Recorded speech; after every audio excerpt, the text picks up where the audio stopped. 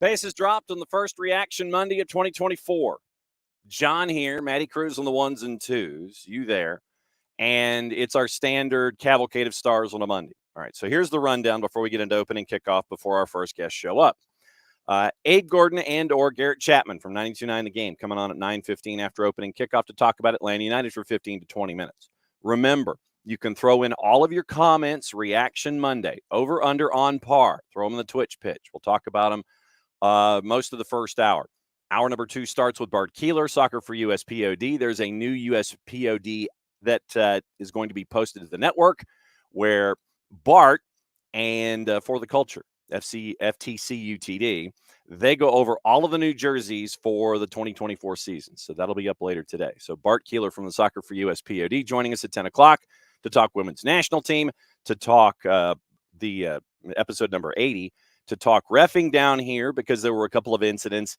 And I wanted to get Bart's opinions on the replacement officials that we've seen so far. I thought they've done a pretty solid job across the board. And I mean center refs. Obviously, for the ARs and such, it's a bit of an adjustment with flags and such. So we'll get into that with Bart at 10. Drew Dickinson is on the road coming back from vacation. So hopefully we can do this with two hands on the wheel for Drew when we do Prem and Proper, the review at 10:30. So stacked show beyond stacked shows. So good morning, Alex. Morning, David. Morning, Dell. And morning, Abby. And wow, punching in early. I can't even get in opening kickoff. Actually, tell you what, I'm going to combine two things. Here. All right, so here we go. I'm going to bring Abe in. Abe got all the green lights. So Abe got all the green lights to get here to SDH this morning. No stoplights for Abe, no nothing. And so, as always, my friend, it is great to have you here on a Monday. Before we get into Atlanta United, since you got all the green lights, we're going to do opening kickoff. And it's brought to us by our friends at Kickoff Coffee. There's your QR code for those of you watching on Twitch, on YouTube, or on the 280-character app. And it blocks out all the screen. And so there you go. That's the QR code for our friends at Kickoff Coffee and kickoffcoffeeco.com. That you click on, you can get your Kickoff Coffee. Don't forget to use the code SoccerDownHere15. You get 15% off your purchase. They, in turn, take 10%, reinvested into the youth initiatives that they have earmarked. Very, very cool stuff from our friends at Kickoff Coffee and kickoffcoffeeco.com. So Abe got all the green lights in. Maddie is in the green room. I'm bringing in Jarrett here to kick things off with Abe. But, Jarrett, we're doing opening kickoff, and it's going to piss you off. Oh, Jesus Christ. All right, what do you got? This.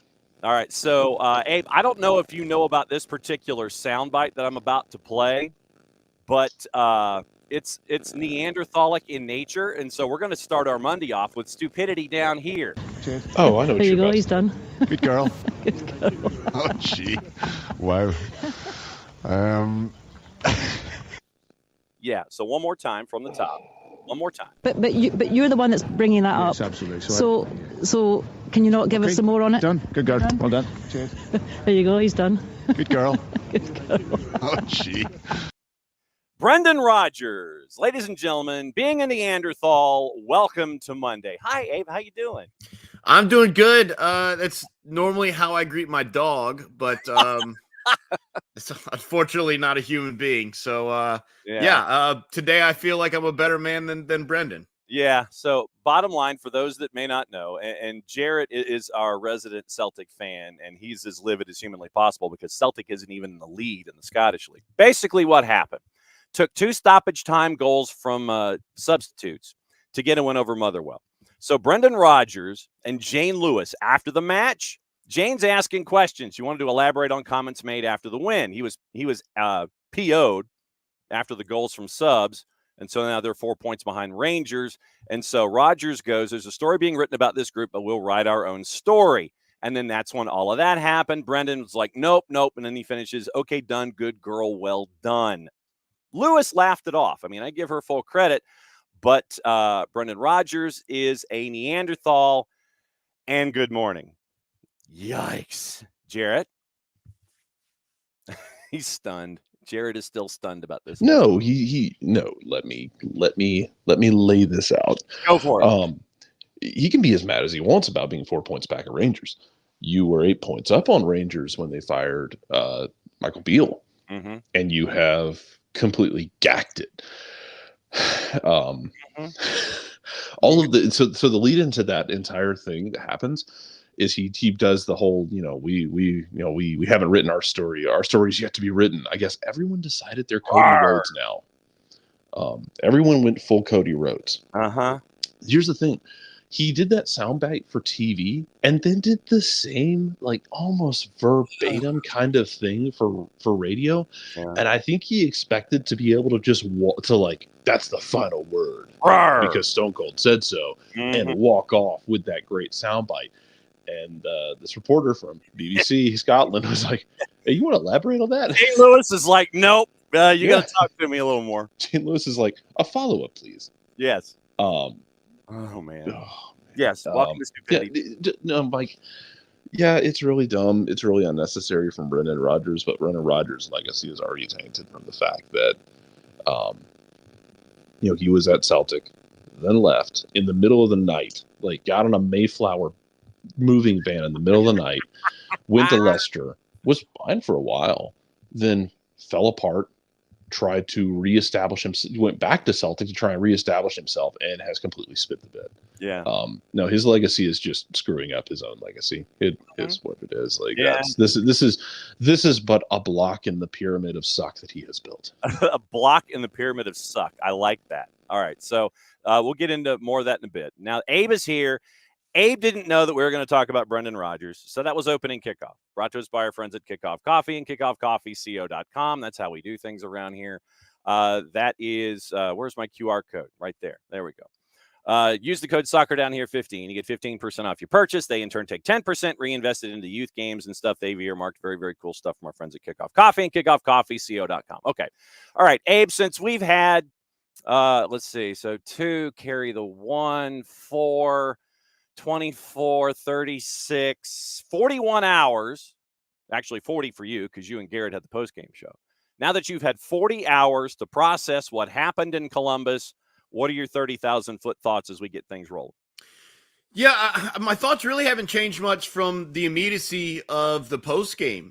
And that's, it's unfortunate you weren't able to get a result. You weren't able to find a way to get a goal and grab a point, but still a relatively positive performance from the team. I think you can see early on that it cost the team efficiency with Thiago Almada being out with Argentina. He just wasn't in the flow with his teammates. We saw a much better performance in the second half. And so you give up the full 3 points. Can you take that momentum, though, and build it moving forward? You have an off week to address certain situations that maybe were bothersome or problemsome in the game. So you can be very specific about how you want to make changes moving forward before you have your home opener. And so I do feel pretty good. Obviously, going to Columbus, they're getting their rings, they're raising a banner, they're putting a star on their jersey. All the things that come with being defending champions. They had a lot of momentum. They're a very good team. I don't think United held them to 1 goal in any of the matches a year ago. So ultimately still pretty positive. You saw Brad Guzan with a PK save, and a lot of people were questioning, should he be the starting goalie? And certainly that story still to be told entirely. But ultimately, I'm still pretty pleased. It would have been nice to grab a point. But I do think it was a pretty good outcome. And like the voice of Atlanta United has pointed out, United's 2 best seasons have come after opening with losses on the road. So maybe we'll see a little bit of a trend on that. No doubt about it. Mike Conti on the 280 character app posting that. Jarrett, your first question for Abe on a Monday morning. Yeah, I wanted to kind of let's dive in a little bit more into that and your 30,000-foot view specifically. I wanted to get your thoughts on the new guys we saw, like Slish and Gregerson, are everyone's favorite Norwegian giant. I wanted to get how you felt about them. Yeah, I mean, the first things first, Pineda can say whatever he wants, and Gregerson can feel however he feels. That was a very clear penalty. You can't push a guy from behind. And we've seen Gregerson play relatively physical. A lot of times, maybe it's more so moving away from goal than running at a full speed back towards his own goal. So the penalty was a penalty, and no complaints about that. But I will say this. The other two guys on Atlanta United weren't catching the Crew attacker. Gregerson did show some real speed in chasing him down, at least close enough to give him a little shove from behind. So I was impressed from that perspective with the speed. Also, the shot blocking certainly came into play.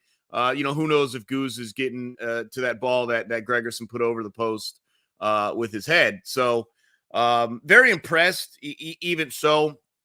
But the concern that I had was what showed up ultimately, and that is the communication through the backbone of your defense. When you do have Schleich and Moyamba pairing for the first time, when you do have Williams and Gregerson pairing for the first time, and so that did play its own role a little bit. But ultimately, I was pretty pleased with the new guys. I don't think there were too much concerns. Obviously, you prefer not to have drawn a penalty or given a penalty in that situation, but he does look like, speaking specifically of Gregerson, he does look like a guy you can trust in the back. They're going to have to adjust to the league, and that was always going to be the question. Do teams attack differently than they do over in Europe? Is it a different level of physicality than maybe the Norwegian or Polish league, stuff like that? So there will be an adjustment period, but I do think it was a relatively positive first step in the opening game. And if you take it, say, 45 minutes at a time, you look at that first 45 with Columbus, and Columbus was making it difficult for Atlanta United to get things rolling offensively, working the press, pinning them into the corners, using the touchline as that extra defender. And then there was that 5-minute stretch, once again, first half, that 5-minute stretch where they end up getting the pressure. And that was when Columbus started to kind of take advantage of everything. But in the second half, I think Atlanta United adjusted well and worked their way around. In the second half, the possession numbers basically flipped from what Columbus had in the first half to the numbers that Atlanta had in the second half, where it finished up basically 50-50. I think it took those halftime adjustments to try to figure out how to get around what Columbus was doing defensively. Columbus, obviously, I think Jason said this after the match, right there in that game that you and everybody at 92.9 were a part of on the weekend, top two teams in the Eastern Conference right now. And you get that kind of a 15-round heavyweight fight out of the blocks here in 2024. Yeah, and look, United had chances to steal a point there. They came very close to putting one in the back of the net. And it was interesting. There was a comment from Bartosz Schleich that was very interesting after the game about his first time playing with Thiago Almada. He essentially said, I'm trying to get this guy the ball as much as possible. And you do have to wonder if there was a little bit of forcing that in the first half, and they kind of figured out how to play together more so in the second half. As you mentioned, it was a totally different ball game in the second half. And I do think that's part of it, is the first time that he took the field with his teammates was essentially in a competitive environment and an atmosphere on the road. And so there's definitely a little bit of that. I think it's going to be much better going forward. I do think that you saw the adjustments, and I said this in the pregame, and it came based off of Giacomakis' comment beforehand about he was very confident. It's nice that they're getting their awards and all that, but we're coming in, we're leaving with a win. And the question was, are you going to play like that? And I don't think they played like that. They were not aggressive. They were not looking to move forward early on. They were not on the front foot. And so that also changed in the second half. And part of that's desperation. Part of that may be Columbus changing their tactics a little bit. But you definitely see a much better team in the second half than in the first half. And you just look to try and grab that momentum and carry it in through 2 weeks and into your home opener. Jared, go for it. If it's you personally, would you rather be getting right back out there again this week, or are you relishing this week plus break that you have to build chemistry and fitness? Yeah, if it were a different scenario and Thiago Almada had been with this team, I probably would have liked to get right back after it. But I do think there is value well, first off, I mean, there's value anyways because you were able to play. You were probably able to extend guys in game that maybe you wouldn't have if you were having to play midweek or in another weekend. And, I wasn't sure if Caleb Wiley was going to go 90. Almada as well. I wasn't sure to what extent they would go. So it already benefited you in one manner, although ultimately, again, it didn't actually get you anything. But yeah, I think the ability to address certain concerns after seeing this team in a 1 week or in one game, and really being able to dial in on that stuff for 2 weeks, along with ingratiating Almada back into with his new teammates. Shoring up a couple things on the defensive side. Again, Williams and Gregerson, their first time back there together. So I do think there's value right now at this part of the season in having this extra week to address specifics, which you don't normally get to do because of the MLS schedule. Yeah, traditionally, Abe, what I do when I watch the match is I take notes. I literally will take notes, and I will sit there and do key moments throughout the entire match. And then I was noticing in my notes, say that 10 times fast, that first half, barely a mention of Thiago Almada. And obviously, Columbus is going to earmark him. They're going to try to pin him in every single time he touched the ball in the first 45. 2, if not 3 guys were collapsing on him, and he had to ditch and try to find an outlet so Atlanta United could keep possession. So first half for me, 2 pages worth of notes. Thiago Almada's not on it. Second half, I'm looking at my notes. I've got 2 mentions of Almada in the 50s. I've got another mention in the 70s. I've got another mention in 90.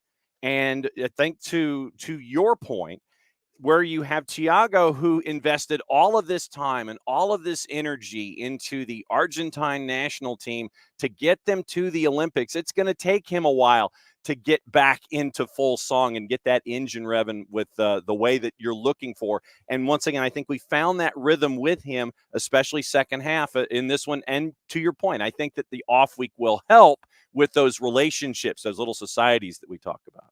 Yeah, look, undoubtedly disappointed that he wasn't able to come right in and leave a bigger mark, but ultimately not surprised. Like that is kind of what I expected it.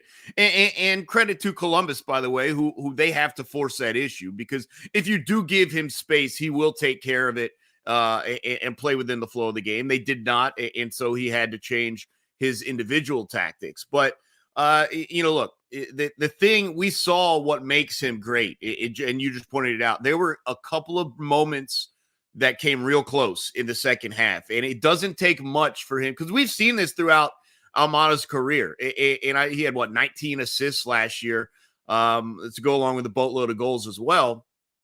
But it's one of those things where he can almost be invisible, and then in one moment he can change the game, and I think that was kind of what I was relying on. And it almost happened, obviously, the back heel from Tyler Wolff, which was an outstanding touch into his path. And unfortunately, a head was put on, I think it was Amundsen maybe, got a head over the bar. But it just doesn't take much for him to change the match. And that's why he's in there. That's why sometimes you see him struggling. Sometimes you do see him not having the impact throughout the course of a game, but it's for those moments of impact that you rely on him for. It is frustrating to me, I'll be honest, sometimes, where we have this discussion of he's the best player in MLS, or that, this is obviously pre-Messi, but we talk about, hey, he might be the best player in the MLS, and he just kind of goes away for moments or stretches of the game or a season, but then you see him do something and it reminds you just how devastating he can be in favor of Atlanta United. And I do think that as you get a little deeper into the season, it's just going to get cleaner and cleaner and cleaner in regards to the teamwork surrounding Almada. All right. What I'd like to do with you and with Garrett, when it ends up being an odd man rush here, is do the old hockey trick at the end of the hockey games where they would do the 3 stars. Oh, by the way, what's in the jug? Is it straight up, are you dihydrogen oxide, or is that coffee?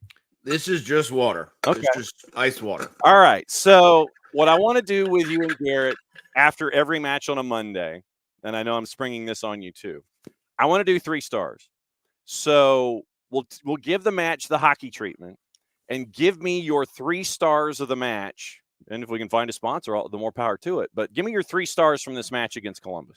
Yeah, I think you have to start with Guzan. I thought he played pretty well. Obviously, the one goal that did get by him was out of his realm, anyways. But more importantly, he stopped a PK that kept you in the game and gave you an opportunity to try and fight your way back. Ultimately, you didn't. But if he gives up that PK, that's it against Columbus, and we've seen those games get out of hand as well if you fight too hard. So I'd certainly give it to Goose. I think he makes the most sense there. I will give it to Almada as well. You saw the difference in the first half and the second half, and just how close they came to finding that point. And, this team's going to be as good as Almada allows them to be. I mean, they're going to need him to show up more like what he looked like in the second half. And then I'll say it wasn't a great first half for anyone, but I do think Xande Silva was pretty strong throughout before he was eventually substituted. And look, it'll be nice and easy if we do these 3 stars and we have 2 goal scorers and a defender who makes some nice plays. A little bit tougher when you're not able to get anything of note statistically, but I'll give Xande Silva my 3rd star. And he was the highest rated Atlanta United player that started, courtesy of our friends at SofaScore. We'll go over Xande's numbers in just a little bit. Okay, so there's 2 weeks between now and the home opener. Obviously, you and I will catch up again next Monday, where we've had a week to process everything and kind of preview what we're staring at for the home opener. Hit the promo for me. Let me know what's going on. Let everybody know what's going on with you and everybody there at 92.9 The Game with the Atlanta United content. Yeah, it's an hour pregame show and an hour postgame show, myself and Garrett Chapman. And then throughout the week, if you have questions, feel free to send us, as you see on the screen there, just at Abe Gordon. You can find me on the Twitter /X. You can send me a post, is what they're calling them now. Okay. But yeah, I mean, really looking forward to it. It was great to get the season opener going and finally have some games that matter.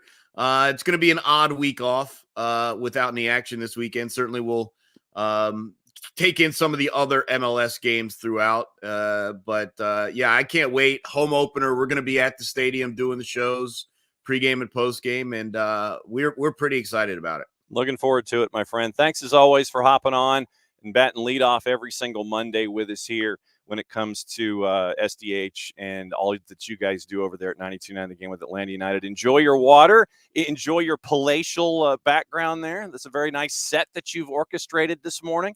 And be well, my friend. We'll catch up with you next week. Yeah, look forward to it. See you guys next Monday. That's Abe. And so Abe and Garrett get to hang out with us every single Monday when Garrett's not working and he's not crushed for work. But Abe gets to help us out with our coverage with Atlanta United. Remember what Abe said. This is the gospel. The only franchise I can pretty much bank, the only franchise in Major League Soccer that gives you an hour pregame and an hour postgame every single match day. 4 hours coast to coast. 4 hours coast to coast with coverage. And I think it was a little longer than 4 hours this time, because if it started at 10 after and it went for like almost 2 hours, so 2:10, 4:10, yeah. So it'd be like 4 hours and 10 minutes. So once again, with what Mike and Jason and Abe and Garrett and everybody there at 92.9 The Game, they get it. They understand the power of the 17s. They understand the power of Atlanta United, and devoting even more resources to it now than they have in past seasons. So very, very cool stuff from 92.9 The Game. Great to have Abe putting up with our silliness and all of our questions every single Monday, and Garrett when he can as well. So that's opening segment. Once again, since it is a Reaction Monday, let it ride in the comments. We'll go through them. And we'll let everybody else know what you thought. We'll go over the numbers with the players, go over SofaScore and stats and all that kind of stuff. Xande Silva, 7.6, courtesy of our friends at SofaScore on the day for Xande. 81 minutes, 51 touches, 84% passing, 2 key passes, 1 for 3 on his crosses, 1 big chance created, 3 for 3 on the dribble, 8 of 14 in duels, 8 of 14 on his duels, fouled once, 1 clearance, 4 tackles, and 1 dribble pass. So that's Shonda Silva at a 7.6. As our buddy Joe Freihofer refers to him as the Portuguese Peter Parker. Remember the Spider-Man mask and all that? So Shonda Silva, the highest rated player for Atlanta United, higher than Brad Guzan, who punched a 7.4. Shonda got the highest rating for Atlanta United on the weekend. Jay Fortune, Tyler Wolf had high 6s in that. But we'll go over all of the grades. We'll get into that in a little later on here in hour number 1. Once again, hour number 2 starts with Bart at 10 o'clock, and we'll go over women's national team. We'll go over reffing down here because there was some stuff to talk about. We'll talk about the replacement officials, specifically center refs. We'll get into that with Bart. 10:30, it is Drew on the road, and we'll do Prem and Proper the review, and we will catch up with him. Now, Prem and Proper, here's a bit of a tease. Because there Abe's first 2 stars, he had it was Brad and Shonda Silva. So Brad and Shonda Silva were it was Tiago, Brad and Shonda Silva, I think were his 3, if I remember correctly. So those are his 3 stars. And so that's what you're staring at with Atlanta United. So Maddie wants to drift in for the first time on a Monday and drop some early knowledge on what's going on with Maddie. So let me add Maddie in. And I know that traditionally Maddie comes in for Prim and Proper, but the way that things are right now, since Maddie Cruz is on the 1s and 2s, she can pretty much crash whenever she wants. So what's on your mind early on a Monday? I can drop in whenever I would like. Yes. Even if it's in a regular conversation. I can just pop in. Yeah, she has the power of a divine being now here on the show. What's on your mind? Watch out. I think my biggest question, at least from after like all the games with Atlanta United, great points from Abe and Garrett and everything like that. Pretty much echoed everything I thought as well. But I think the question still remains of the goalkeeper situation. You know, I think Brad put up a really good game that day. I mean, you cannot like him in goal or however you want. He played very well in the game against Columbus. Very well. But, you know, it still begs the question of like, okay, well, now you have Guzan and you also still have Cohen. How is this going to work? And so I think that's still my question going into the rest of the season is who is solidified going to be our starting goalkeeper? Because I still think it's up in the air. Yeah, and well, that's what practice is all about, Monday through Friday, getting ready for Saturdays. It's like, okay, who shines, who's doing well, who's making sure that that individual wants to make sure that they are going to be the starter. Brad's numbers is a 7.4, 2 saves, 1 punch clear, one for one on runs running out, saves from inside the box 1, saved a penalty, 48 touches, 79% passing at 31 of 39, 9 of 17 on long balls on the day, 2 clearances for Brad, and the penalty save, obviously. So Brad gets a 7.4 on the day. But no, we've talked about this where you want to have a roster that's deep because you're going to be in all these competitions, because you have schedule compression, because you anticipate deep runs in whatever tournaments you're going to be in, ones that are either on the books or are being negotiated. So no, having competition is always going to be a good thing. I mean, you've got Derek Williams and Stian Gregerson starting.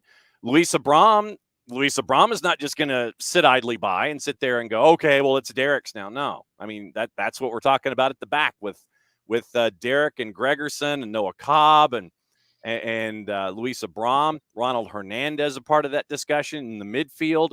You know, Dax McCarty when does Dax get minutes and what situations does that happen? You know, all of these questions, they're good questions to have when you're talking about the depth that's all over the place. Absolutely. And I mean, it's absolutely one of those things too of like, you know, a player can be on, a player can be off, especially in the goalkeeper. I feel like a goalkeeper in that position is very a mental game a lot of the times. Yeah. Just from people I've talked to who are goalkeepers in any sport, I feel like this goes around for many. The goalkeeper position is such a mental game as much as it is a physical game. And I you know, it pegs the question of if Guzan's on right now, is he going to be on for the rest of the season? I will say, I think the competition is going to help it a lot. because I think having that competition pushes you to do something else. I think personally, I think if this goalkeeper battle wasn't happening, Guzan doesn't save that PK. Yeah. Okay. I mean, mental acuity and being on top of your game and wanting to continue to prove a point. I mean, I see your point in that discussion, no doubt about it. Let's go over the other numbers really quickly. Let everybody know what your comments are in the Twitch pitch, because we do have a developing story that happened overseas before the show broke this morning, and we'll get into that. And it also kind of ties into 10:30, but we'll get more opinion at 10:30. The other numbers, Gigi a 6.8 with a yellow card. Tiago had a 7. Saba also had a 7. Saba ran up and down all over the place, and I think he was second in the league in a category referred to as intensive runs on the weekend. Bart Sleesh had a 6.8. Sleesh, by the way, ran for over 8 miles in the match. That's crazy. He ran for over 8 miles. I think he was either number 1 or number 2 in distance accumulated, or whatever, distance ran or distance, whatever they refer to it as, distance covered. Number 1 or number 2 in Major League Soccer on the weekend. First match in MLS, number 1 or number 2 in the league, having covered over 8 miles when it came to Bart Sleesh and what he was up to against Columbus. Tristan Muyumba had a 6.8. Caleb had a 6.3. Derek Williams a 6.5. Stian Gregerson a 6.6. Brooks had a 7.0 on the bench of Johnny Fortune. Jay Fortune had a 6.7 in his 10 minutes. Tyler Wolf had a 6.8 in his 10 minutes. Statistics on the day. It was 52-48 Atlanta with possession. Remember how we talked about with Abe? It was stilted. First half, it was like 57-43. Then it completely flips in the second half. I think that was when Atlanta United made some adjustments, figured things out. And once again, the familiarity of being out there and getting reacquainted with one another, specifically Thiago Almada. Total shots, 15, 8 to Columbus, 3-2 shots on target, 6 blocks for Columbus, 1 for Atlanta United, 3 corners to 2, 7 offsides on the day for Columbus compared to 2, 13-8 in fouls called, yellows 2 for Atlanta United, free kicks, throws, goal kicks, all in Columbus's favor. Big chances, 3-1, but they missed 2 of them, hit the woodwork once. Shots inside the 18, 11, 4, 2 saves on each side for both Schulte and Brad. Passing on the day, Atlanta had 86% completion compared to 85. Long balls, 28-21 for Atlanta United. Crosses, 5-3. Dribbles was won by Atlanta United on percentage. 9 successful dribble attempts compared to 8 for Columbus. But Atlanta United was more successful on the dribble, 50% to 38. Columbus lost possession more than Atlanta United did. Barely won 47 and 91 duels. So it was like 51-52 to 48% for Columbus. Atlanta, however, won more aerials at 7-6. Had more successful tackles, 23-20. 17 interceptions to 9 for Columbus, and 16 clearances on the day for Atlanta United compared to only 4 for Columbus. So that's your rundown, courtesy of our friends at SofaScore, with all of the numbers. So, all right, we'll get back once again. Lay it all out there. It's a Reaction Monday. I want your comments in the section. We'll go over them coming up in just a little bit. But we do have this piece of news that came across the board before we got on the air this morning, and it has to do with a little bit of soccer over there. So let's see what happens if I play the music. It means obviously some news broke.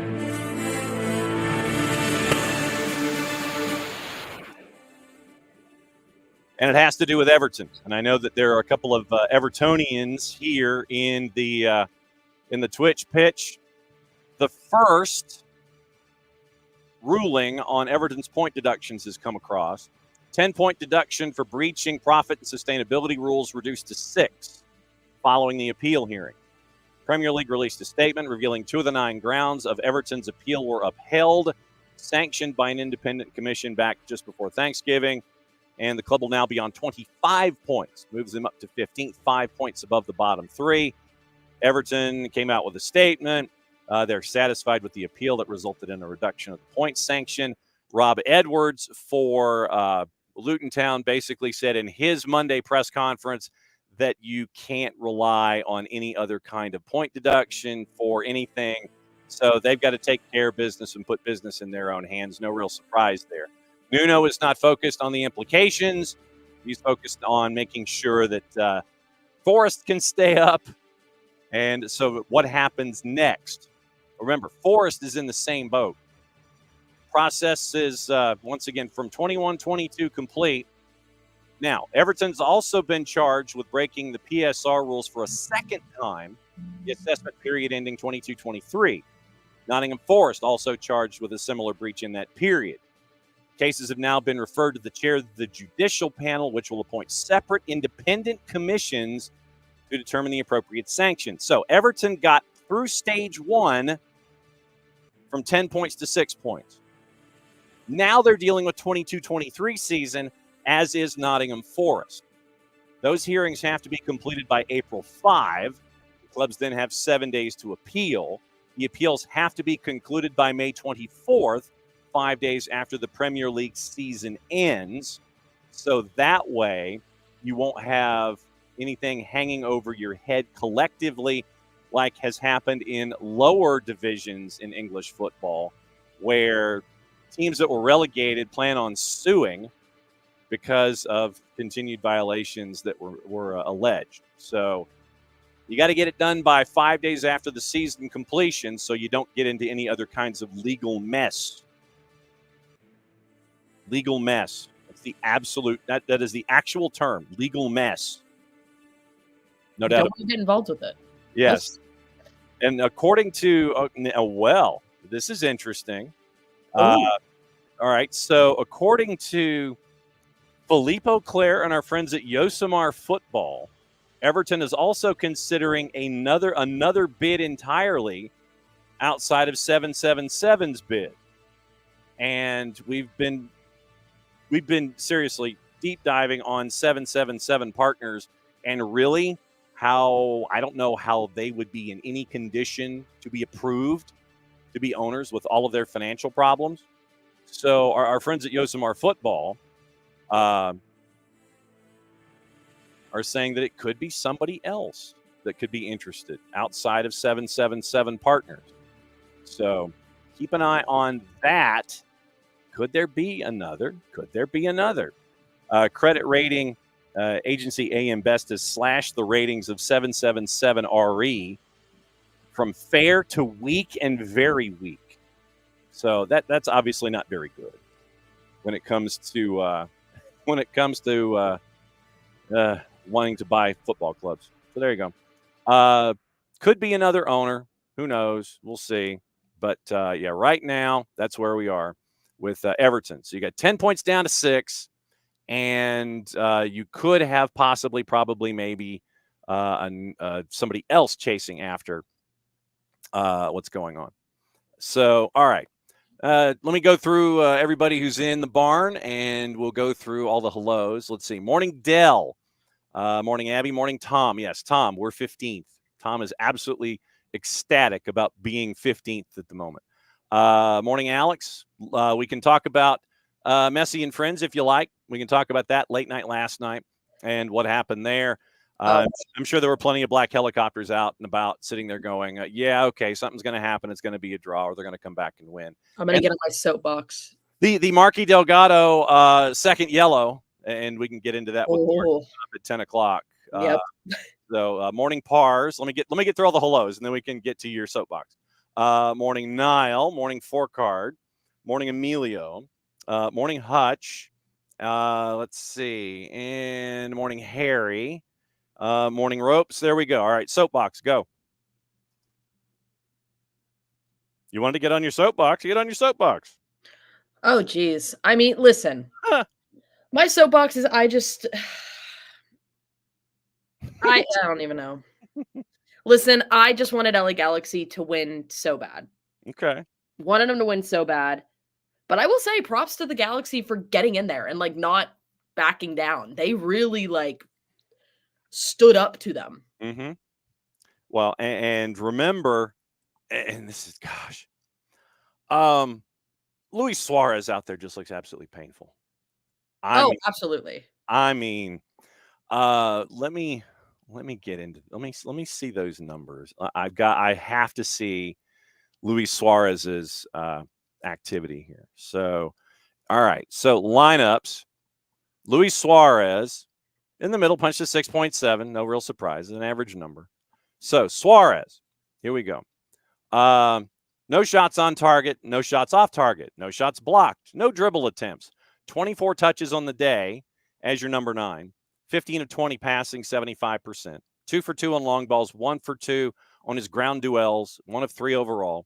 7 times he loses possession, got fouled once, and that's it. So that's Luis Suarez's day in a nutshell, punching a 6.7 on SofaScore. But it is just a painful watch with him out there. It really is. But LA, you look at LA Galaxy, and I think that this season, obviously, we talked about it last year, where LA Galaxy are concerned, this is Greg Vanney's season where he's got to do something or he's gone. And I think in the West, with the money that they've invested, 19 million or so, 21 million, depending on your sourcing, and bringing in Gabriel Peck and bringing in Joseph Paintsil. Paintsil is going to be a handful. He is chaos personified and runs at like 90 miles an hour. And it was difficult for the left-hand side of the back line for Inter Miami to handle him. And then when Peck came in, Paintsil goes over to the left-hand side.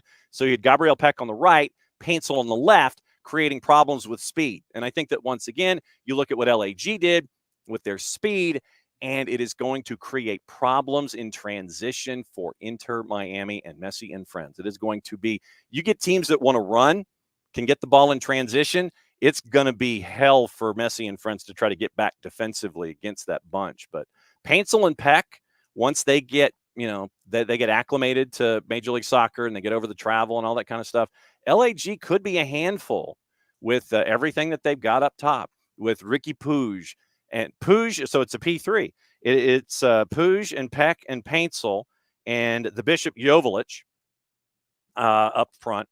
And I mean, it's going to be very, very interesting with LAG. And Tom says Paintsil looked last night like he's trying a little too hard to impress. Probably.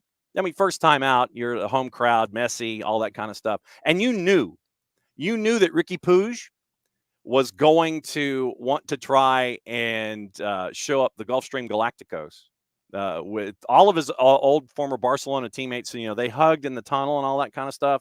It's like Jordi Alba hug, Messi hug, Busquets hug. I think Alba tapped him on the shoulder. Hey, oh, hi, hug. One of those things. But yeah, Ricky Puig, he wanted to show out last night. So Emilio, did Vanny get a new do or face work? You look like a new anchor. I hope he's okay. I think, Emilio, I think it was probably just the first match of the season, and he hadn't had all of the wear and tear that he had at the end of the last season. So it's like, compare how he looked last night, blazer press shirt, hair was perfect. Maybe if LAG's having problems, look a little later on down the season and compare that Vanny to this Vanny and see if there's a big difference. But so what else was on your mind, Maddie, from the weekend? Ooh, I just love that MLS is back. I really do. I think it's so fun, getting to, get to see everything. And it was so fun. I loved getting MLS 360 was fun to watch. Mm-hmm. It was they really upgraded it from last year, which I really like. They just did a lot of better stuff with it, and I love it. And I'm just excited. I'm excited for the season to continue. It's going to be a lot of fun. Yep. Watched MLS 360. It was great to catch up with Kevin Egan on Friday as Kevin was heading to New York City. And it sounded like, and the biggest thing, and we talked about it. We talked about it when Kevin was on Friday, that Kevin needs a vuvuzela or a siren or an air horn or something. Because when they were going from match to match and you'd see goal alert on the lower third of the screen, Kevin's just basically having to interrupt the discussion. Oh, we got a goal. We got to go to, we got to go to this match or whatever. So got a goal alert. San Jose and FC Dallas. We got to go to Toyota, one of those kinds of things. So they need some kind of sounder. They really do. So that's my only thing. Loved watching Kevin hosting 360, and that was the Fastest 2 hours and 20 minutes that's been out there for MLS for quite some time. David commenting on Miguel Berry, and I know that everybody was looking at Berry late last night when he came in for LAG and drove through 3 Inter Miami defenders trying to keep possession and try and chase after another goal for LAG. So that was looking at Miguel Berry getting in late minutes, now wearing 27 for LAG. Let's see. Abby, I will have to recommend for future things to not have block party along with a watch party. It was difficult to watch, and we'll watch a replay later today when it came to the match. Yeah. And Tom left actually before halftime to go watch at home. And Pars, good morning. Let's see. Block party. That's not me. I did not send you that email. It's me. I'm sorry. Block party date originally scheduled for the upcoming weekend would have been better, but it was changed after some of the SGs had watch parties already scheduled. Tom, Gregerson was good. Sleesh still adjusting. It was a bit rough. Niall thought Gregerson was good beside the penalty.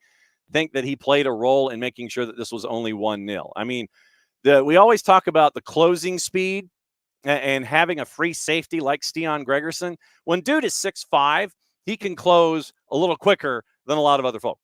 And so having Gregerson back there, and here's what I thought about the penalty in and of itself. For me, it was a 50-50 call because there were some angles where it looked like it was shoulder to shoulder. And then there were angles where, you're like, he did end up making contact and bumpings. And so that's what, like I said, you look at some camera angles and you can go, I get it. And then other camera angles where you're going, okay. For me, it was a 50-50 call. I can take it either way. So I'm right there. But having a center back like that, Maddie's heading to the U.S. soccer press conference, by the way. So we'll have that tomorrow as a part of our coverage of the rest of Major League Soccer and getting you ready for the rest of the week. Like I said, there were some angles where you sat there and you went, okay, it looks shoulder to shoulder. And then other camera angles where you're like, okay, there's pre-contact and that caused shoulder to shoulder and that caused the knockdown. So like I said, it can go either way for me. So I understood the call. I got it. And then there was, okay. So either way for me. So that's what I was looking at when it came to the Gregerson PK. Abby, Sleesh looks as though he's still adjusting and that he wasn't impactful. We'll go over Bartos's numbers in a sec. But it will come. These 2 weeks will be good to get the feel of the players working together, getting to know each other, especially since Thiago's been gone for national team duty. So, Abby, since you brought it up, let's get into Bartosz Sleesh's numbers. I did mention that Sleesh ran the most of anybody. I think it was the most of it. He's either number 1 or number 2, but I want to say I think he ran the most of any player in the first weekend for Major League Soccer, a little over 8 miles. All right, so Bartosz Sleesh on the day, 90 minutes, 73 touches, 81% passing of 46 of 57. 0 for 1 on crosses, completed his only long ball. 2 shots off target, 0 for 1 on the dribble, 1 for 6 on the ground. And let's see, he had 1 clearance, 1 block, 2 picks, a tackle, and 2 dribbles passed. All those defensive categories got stuff clicked off. That's big. So that's Bart Sleesh, who punched a 6.8, courtesy of our friends at SofaScore in match week number 1. Morning 4 card. Yes, it is happy first #Overreaction Monday of 2024. It's a reaction Monday. 4 card, it can be an overreaction for you. But remember, it's over, under, or on par. So you can have an overreaction, an underreaction, or an on par reaction. That's why it's a reaction Monday across the board. Amelia says the midfield didn't seem overwhelmed. Still new, however. Yeah, and I mean, once again, we got into the discussion of, you've got Almada coming back in from international duty, trying to once again get integrated with everybody. And his other 2 midfielders are new. Bartosz Sleesh and Muyumba for a full training camp. But Bartosz Sleesh's relationship with Muyumba, new. Sleesh with Almada, new. So the midfield still trying to get acquainted with each other. You had two new center backs, Gregerson and Derek Williams. So once again, literally you have your 6 in Bartosz Sleesh, Derek Williams and Steon Gregerson, that triangle there to help out defensively at the back, all new. And you still held Columbus to 1 goal on the day and held them to nothing in the second half. I'm going to go over the second half numbers coming up in a bit. But once again, just Thiago getting acclimated, 3 new guys, and it didn't hit me until I was just staring at it, that Sleesh, as your 6, Derek Williams and Steon Gregerson, that triangle, all new. Let me get into the stats. The second half stats specifically. Second half stats, Atlanta had 60% of possession. Like I said, I think that a lot happened after the adjustments at the half, and you ended up with 60% possession, 7 shots to 3 for Atlanta United, 2 on target, 2 corners. Columbus didn't have one, although they had 9 to 4 in free kicks, 8 to 2 in goal kicks, which meant Atlanta United had all of those shots. 1 big chance each side, 4 shots inside the 18, 3 shots outside the 18, 2 saves for Schulte in the second half. Passing, 86% compared to 83. Long balls, 15 to 9 for Atlanta United, completing 54%, completing 38 if you're Columbus. And 5 crosses in the second half to none for Columbus. So Atlanta United defensively pinning in Crew in the second half and forcing them to have to do things a stage at a time and keeping them from getting to do anything on the edges. So good work there defensively, once again getting into that rhythm of the second 45 minutes. 4 for 8 on the dribble compared to 6 of 14, 50% to 43. Atlanta won more duels in the second half, 24 of 46, won 5 of 7 in the air. 12 tackles compared to 6, 3 clearances compared to 2. Remember that big interceptions number that we had? 12 of the interceptions, whereas Atlanta was trying to chase the equalizer in the second half. So that's the numbers from the second half compared to the first half and the overall number. 60% possession in the second 45 and all of the other statistics that we went through there when it came to Atlanta United in the second 45 minutes. So once again, let me know what's on your mind, and that's what we're here for. Tom, can't overreact to a 1-0 loss to the defending champs on the road. However, perfectly reasonable for people to have a little bit of PTSD from last year watching them start slowly and have to grow into the match and be coming on hard at the end. You'd feel differently, Tom says, about a 1-goal loss if you'd gone toe-to-toe with them from the start and lost 3-2. That's his opinion anyway, and Hutch agrees. Abby was hoping for a goal, and Emilio was expecting a rebound goal after the PK stop, to be honest. I mean, traditionally, that's what we see. You know, you get that shot, and then you end up with the parry and the push going outbound, and then you end up getting basically a slam dunk from about 3 or 4 yards away. But that didn't happen. So full credit to Atlanta United defensively for charging inside the 6 and clearing the ball after the shot was taken and was missed. And I give Brad a lot of credit there with all of the gamesmanship that was involved with getting ready for the PK, taking his time, a little bit of the water bottle, staying off the side. You know, he's standing over the ball. Brad's just like, no, I got some water. I'm going to get over here. I got some water. We'll do this over here. Oh, you want me in there now? Okay, fine. So then that's when Brad showed up. And, you know, maybe Brad saw something. Don't know because of the camera angles that were there at lower.com. But in the Miami, the Messi and Friends LAG match, you could tell where the penalty was going from Ricky Puig. Calendar had it labeled the entire time, and it was locked in, and Puig opened himself up, and you saw that the left plant foot going to Calendar's left. That's where he went, made the save, and off and away. So maybe Brad saw something in the plant foot, and maybe it was just unnerved, or both. But good work by Brad to keep it at 1. Tom, Brad, well, solid question is, will we see that going forward or more of what we saw last season? And if it's the latter, would be troubling to think we signed a guy that couldn't beat him out. Like I said, that's what Monday through Friday's for. You get to gauge what's going on Monday through Friday and then probably determine your starter. And you're trying to have this, but to have this as a decision is definitely something that a lot of teams don't have. They don't have that same kind of weekly discussion when it comes to the depth and it comes to lineup. And that's the other thing, when it comes to lineups themselves, especially, center back and what have you, it could be game by game where, hey, I need a veteran here.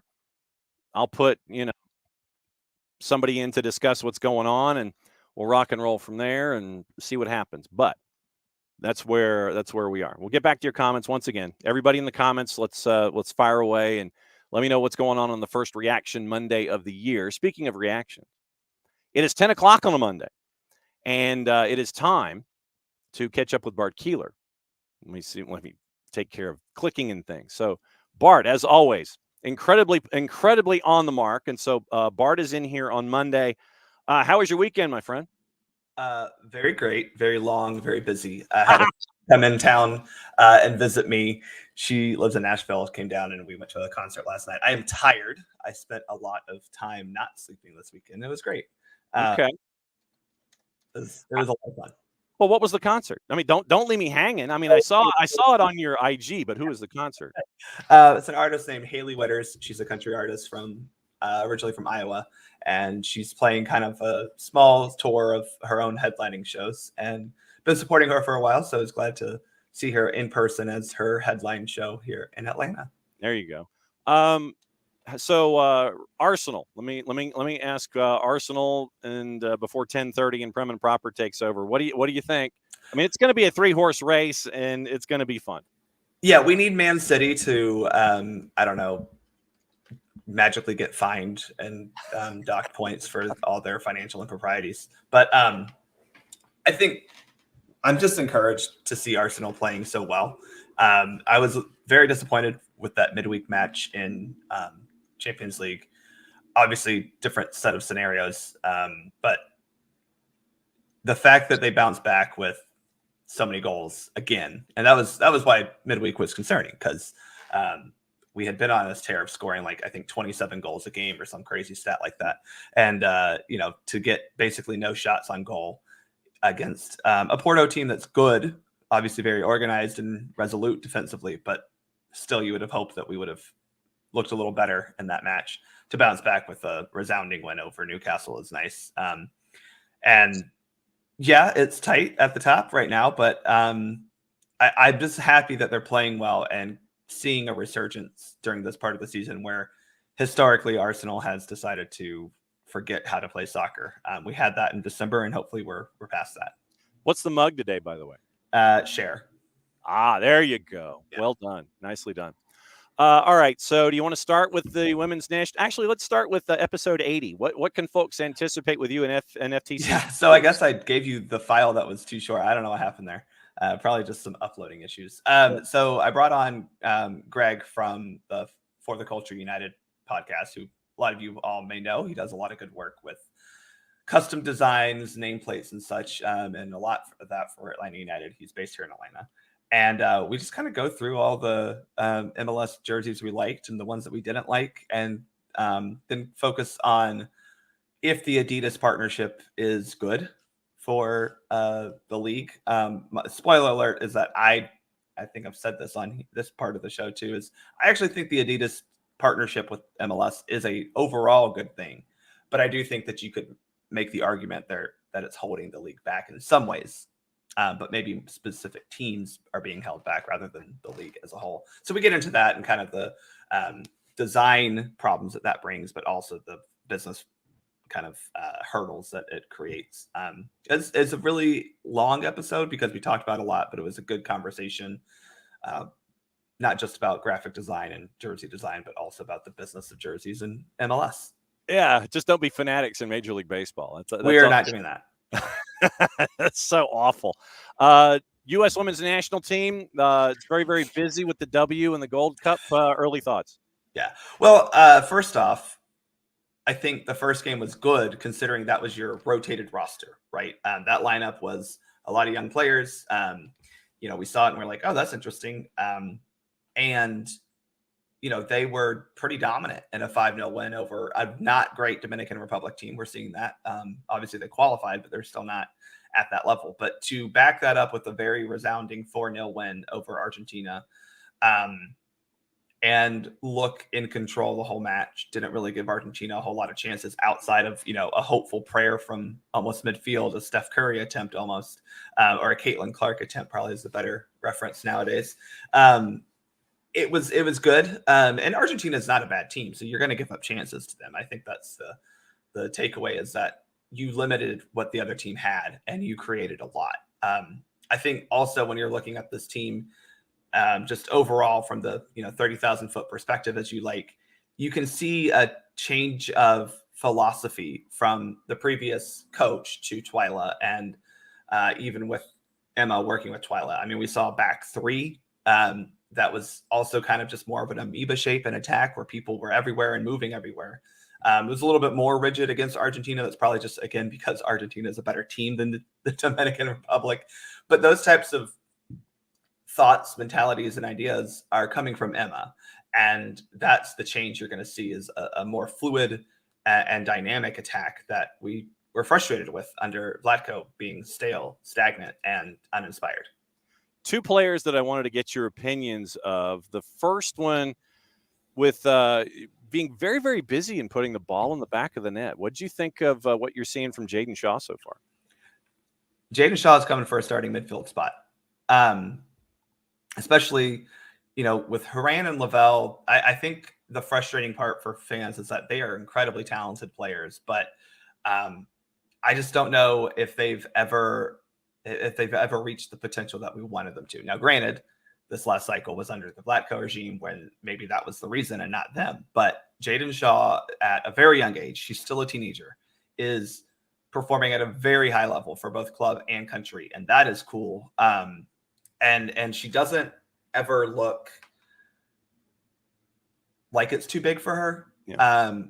And she looks like she's been a pro for a long time. And that's the benefit we're finally seeing from NWSL, that I do think a lot of the European teams had over us recently, right? Where, although I think our talent level is much higher, they were able to get their players into professional settings a lot earlier than the U.S. team has, because, we were so reliant on the college game, which I still think is a plus for us. But now that we're seeing players like Shaw, Moultrie, even to an extent Smith, Trinity Rodman, they're getting into professional level play a lot earlier in their career.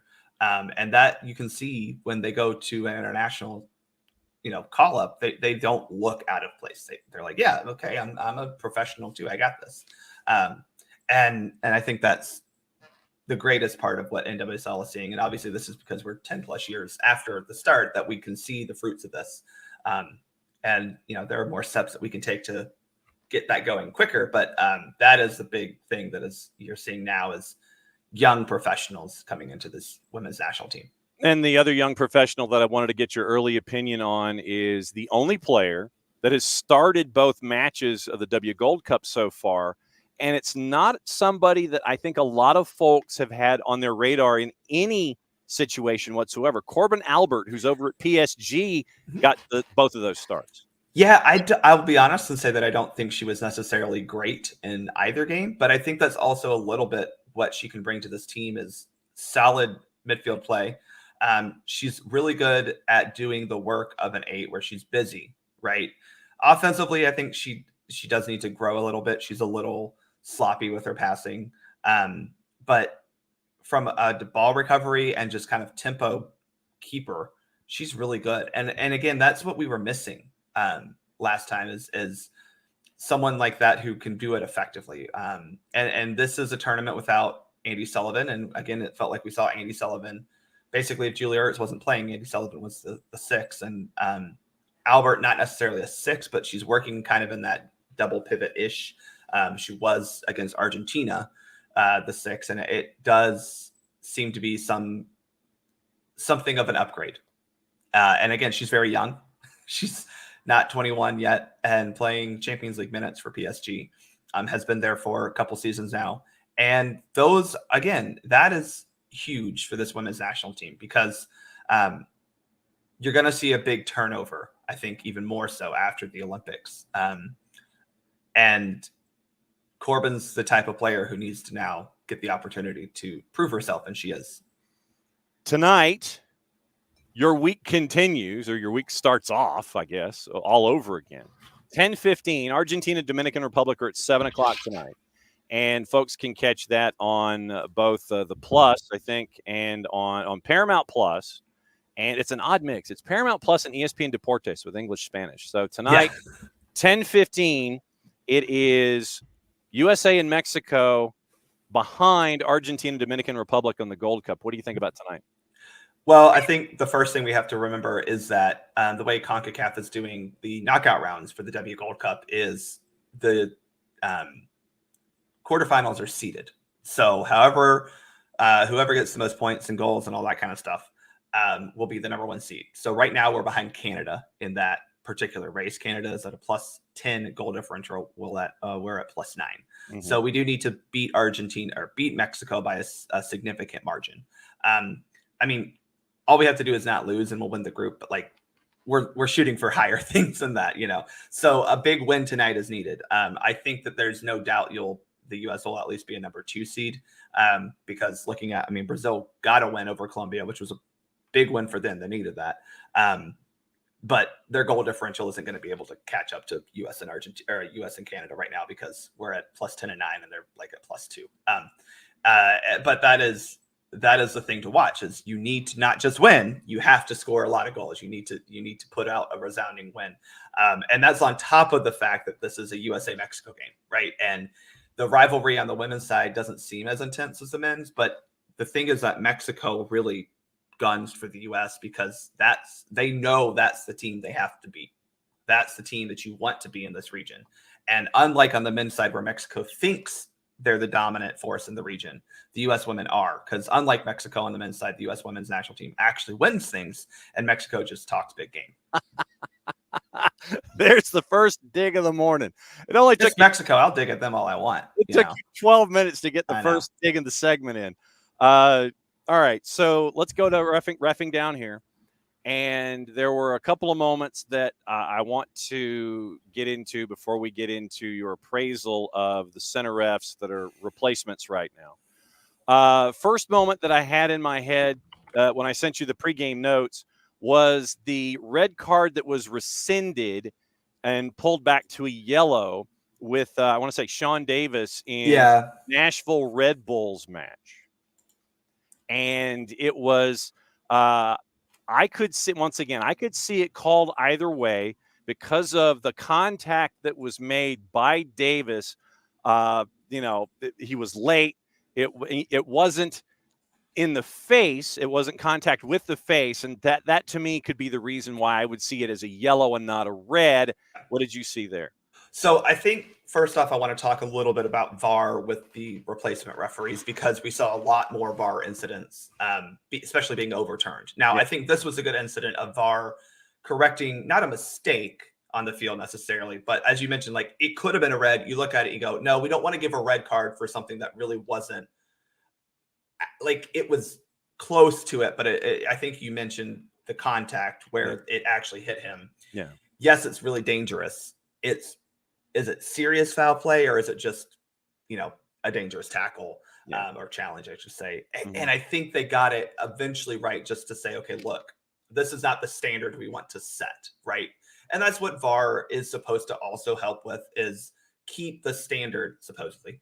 Don't come for me. I know that this doesn't always work. Supposedly, it helps keep that standard of we want these things here to be called and we want these things here to be called in a certain way too. So we can keep the levels and the standards consistent, hopefully, with the VAR reviews. And that one in particular, I don't think was a result of a replacement ref necessarily. I think that was just a holy crap, that was a bad challenge. Here's your red card. And then looking back and going, oh, okay, he didn't do what I thought he did. Because you're able to kind of see the exact placement. And those are hard to see as a referee because pinpointing the exact location on the field like that is like, or on the player like that is hard. And so I think the rescission was okay. But had it stayed a red, I don't think that Red Bulls would have. Well, I don't think anyone would have been able to be upset, but I think that it could have been someone was going to be mad either way. I think that what the result ended up being was probably a more just result than a red card. Mm-hmm. And a couple of moments last night in the weekly nightcap, the late game out in Los Angeles, and it was. I wanted to get your thoughts on the PK of that Ricky Puig eventually would have saved by Drake Callender, and then obviously the second yellow for Marky Delgado. And yeah, so we'll see what happens there. But as we go through what happened last night, a couple of incidents, obviously for the late game. What'd you think? Well, okay. Again, yeah, we're getting into replacement referees, and this is where I don't think there was anything that was particularly egregious by these referees this weekend. But I do think, again, you can see a different way that the match is being called. There seemed to be, and it obviously is also the first week of the season. And I'll remind people that referees also take time to get into the flow of the game. I don't think it was anything particular. Again, I don't think anyone can be super mad about the result that a penalty kick was given. Mm-hmm. It was fine, mm-hmm. And I think that's where I look at it and just go, yeah, you know what? I'm okay with that being called, and I hope Atlanta United gets that benefit at some point this season too.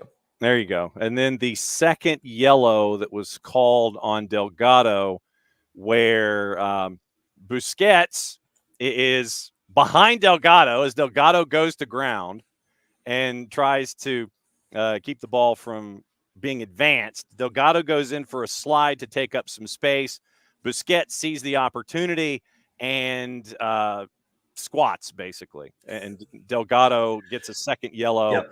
And it created some high tension and drama late in Carson, California. Second yellow cards are hard because I think people expect a different standard if a player's already on a yellow. Mm-hmm. You go, oh, well, the referee needs to know that. And I go, well, the player needs to know that. And I think that was 2 yellow cards is hard for me to argue with, right? Sometimes you can say, oh, the first one wasn't warranted or the second, but that one was, you put yourself in a weird situation. Busquets, being the, I don't know. I don't know, John, if you know this, but he's really good and really smart. I've heard. And I think Delgado got the worst of the smarter, craftier player. Let's just put it that way. Yes. So you end up with a crafty situation. Yeah. And Busquets, knowing the environment that he's in, with the opportunity to create an advantage. That's what you're trying to do. And so you're trying to make sure that you can get an advantage late in any way possible as you're trying to get an equalizer and possibly, come out with 3 points. So, all right, now we've had our first weekend with replacement center refs. Yes.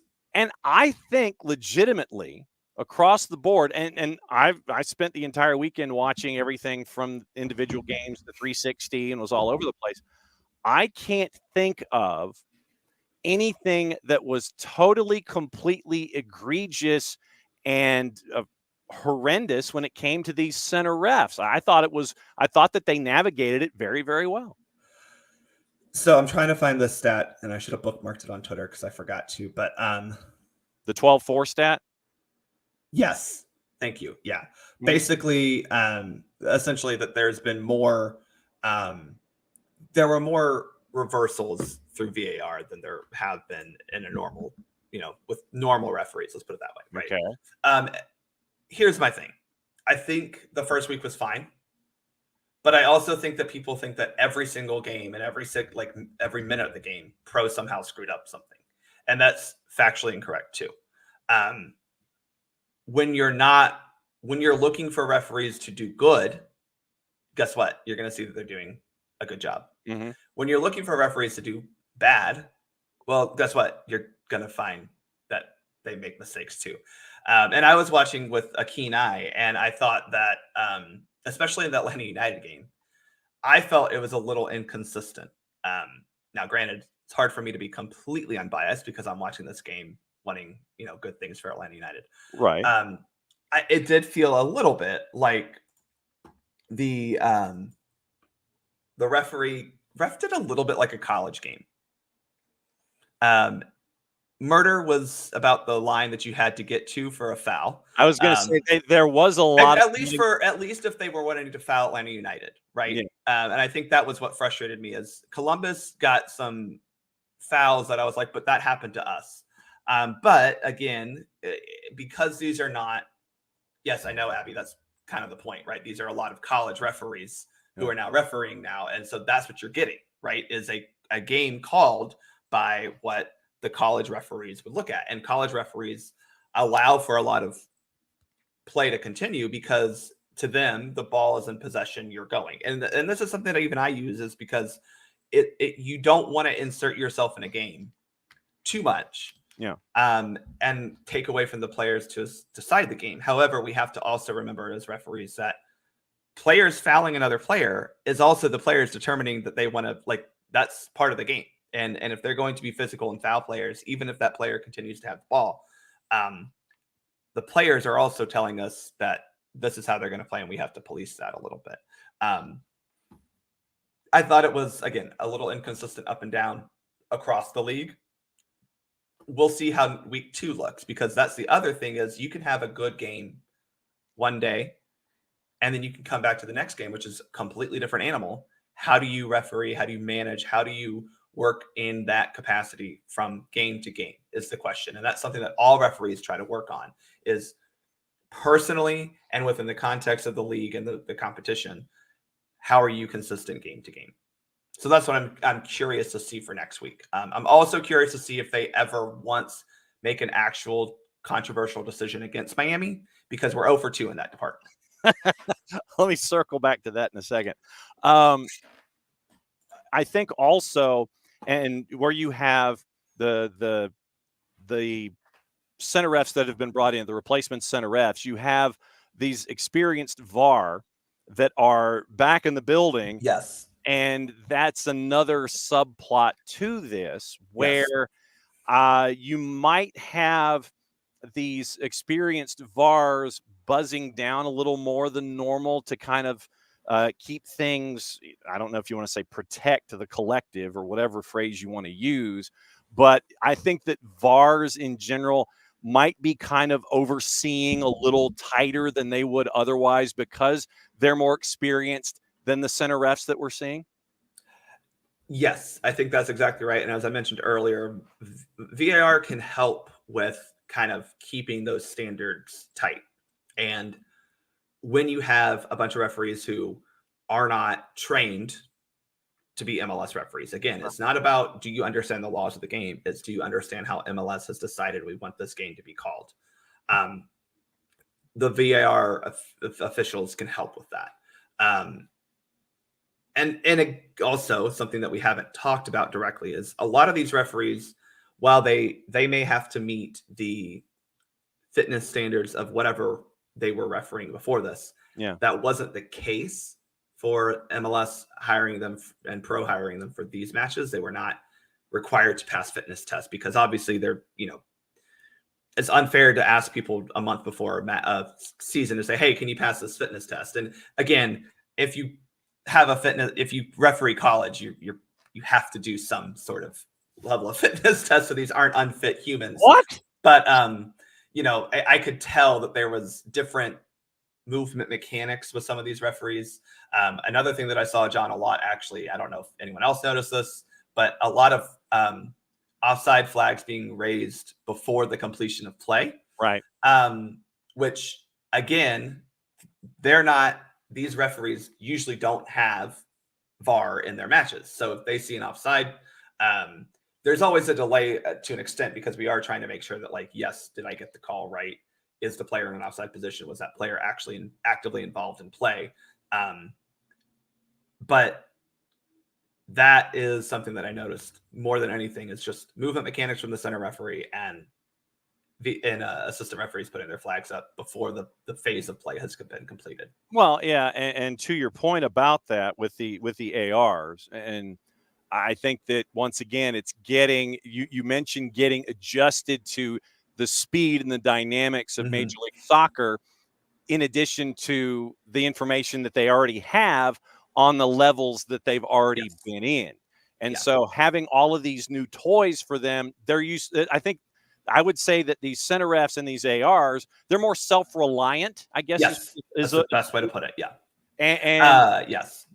and having that kind of assistance, if you're a center ref, having the assistance of someone in your ear saying, go to the monitor, or if you're an AR, being reminded, let the play go and be more patient and let the play finish instead of having the trigger that you're used to having in collegiate or lower division, that kinds of things. I think that once again, that to me, I will take it as a week 1 thing and see if these officials will continue to adjust the longer that they're out there. Right. And I think that just kind of goes back to what I want to say continually about this is that the referees who were part of Pro and MLS got to that point because they put in a lot of time at the level that some of these referees are coming from, right? They've been trained to referee the game the way MLS wants to referee. That's the point of Pro and MLS coming together to have a union. Wrong word choice in this context. A collective, a group of consistent professional referees at this level. So yes, week 1, we saw some changes. That's not bad. It's not bad that if a player is a mile offside, they put their flag up because it's like, well, yeah, he was offside. Yeah. MLS referees have been trained. Don't do that because we have VAR. We need to make 100% sure that there was we need to make 100% sure that he was 100% offside. And so we also don't want to take away anything that could impact the match. It is going to be different. How do they change or do they change will be the question. Again, what does week 1 look like versus week 2? And the other element, there were some other instances that I think were handled well by these replacement officials where they were having to, and this was in multiple matches, where they had to sort through multiple ideas that happened. Well, okay, if this we have to go back a step or back 2 steps and analyze what happened before something happens. It happened in the Atlanta match with the Brad Gazan chance early where Brad touches the ball outside the box, but there was an offside, I want to say, ahead of that touch. So the fact that they're able to backtrack, I think that happened a couple of times, and they handled those well also. And that was actually a good example of the referees getting it right, but maybe taking a little while to get there. Right. Which I think, I know people out here don't want to hear this, but Pro would have got that right probably a lot quicker because the process would have been, a handball, but the assistant referee would have immediately probably been talking during the game like, I think he's offside, delaying, or whatever those words are that we hear all the time when we get the PGMOL stuff. Right. But that would have been the communication, and it would have been, I think he's offside, put the flag up. And then we take it from there. The VAR part of that would have been, is he offside? And in that case, it was very clear he was offside. It just took a little bit to make sure. And that's fine. Again, we'll take a little delay to get the right call. Yes. But these were a little more delayed. And I do think the Pro officials, having watched them, would have gotten it quicker, gotten it right quicker. Yeah. Last point here for another go round with you on a Monday. And it's always great to have you here. I know that you want to, you've been making some digs this morning about Messi and friends, and Busquets probably should have been sent off. Gressel was walking a tightrope at times because he was getting kind of mouthy. But Tata was the one complaining after the match. Yeah. I don't want to talk about the referees. Well, sir, they actually... Yeah, because you're getting the benefit. And it's not like... it's impacting the match necessarily, right? I mean, LA Galaxy got a penalty kick, and then, yes, they got that second yellow card, but it's like, okay, 2 yellow cards. They were kind of both a little controversial, but they're yellow cards. It's not like you got a straight red for something. I don't I don't want to be conspiracy theorist out here. Oh, come on. This is not conspiracy theory down here, but I think we all know that MLS needs Messi and friends to make the playoffs this year. Oh, they will. We'll see, John. Probably won't be top 4, but I know. No, they better. And if they don't, then they'll be heads will roll. But I think it's very clear that they're going to be getting a lot of benefits this year. And I think despite what they want to tell me about season ending injury replacements and all this stuff, I don't buy that they're salary compliant. Let's just put it that way. I think that there's some extra creative accounting going on. Maybe, Abby, I think your son needs to get a job with MLS and Miami's accounting team right now so he can really learn how to cook the books and hide some values. And I think that it's just going to be this way all season. I really do. I'm sorry. Also, when you have replacement referees who legitimately are going to be starstruck by Messi, Busquets, Alba, Suarez, they are going to be a little starstruck. They just are. And that's something that I think pro referees wouldn't be because, while obviously they got away with some things last year, they're used to seeing, Ismail Alfath has been refereeing World Cups, he's not looking at Messi going like, wow, this is the greatest player I've ever seen. It's like, yeah, he is, but I've also seen, all these other players who are really good. Look, it's going to be the narrative all season. But it is just also very apparent to me that MLS is trying to get Messi and friends to the highest potential they can get. I am just really excited for when the fact that they've already had to play 2 matches. They're in CCC.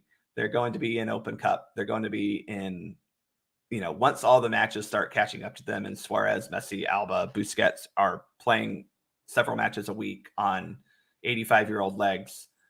We'll see how they hand up. No doubt. All right. So looking forward to episode 80 of the Soccer for US POD, where you guys get to say that that the Loons jersey is top 5. I'm looking forward to seeing this.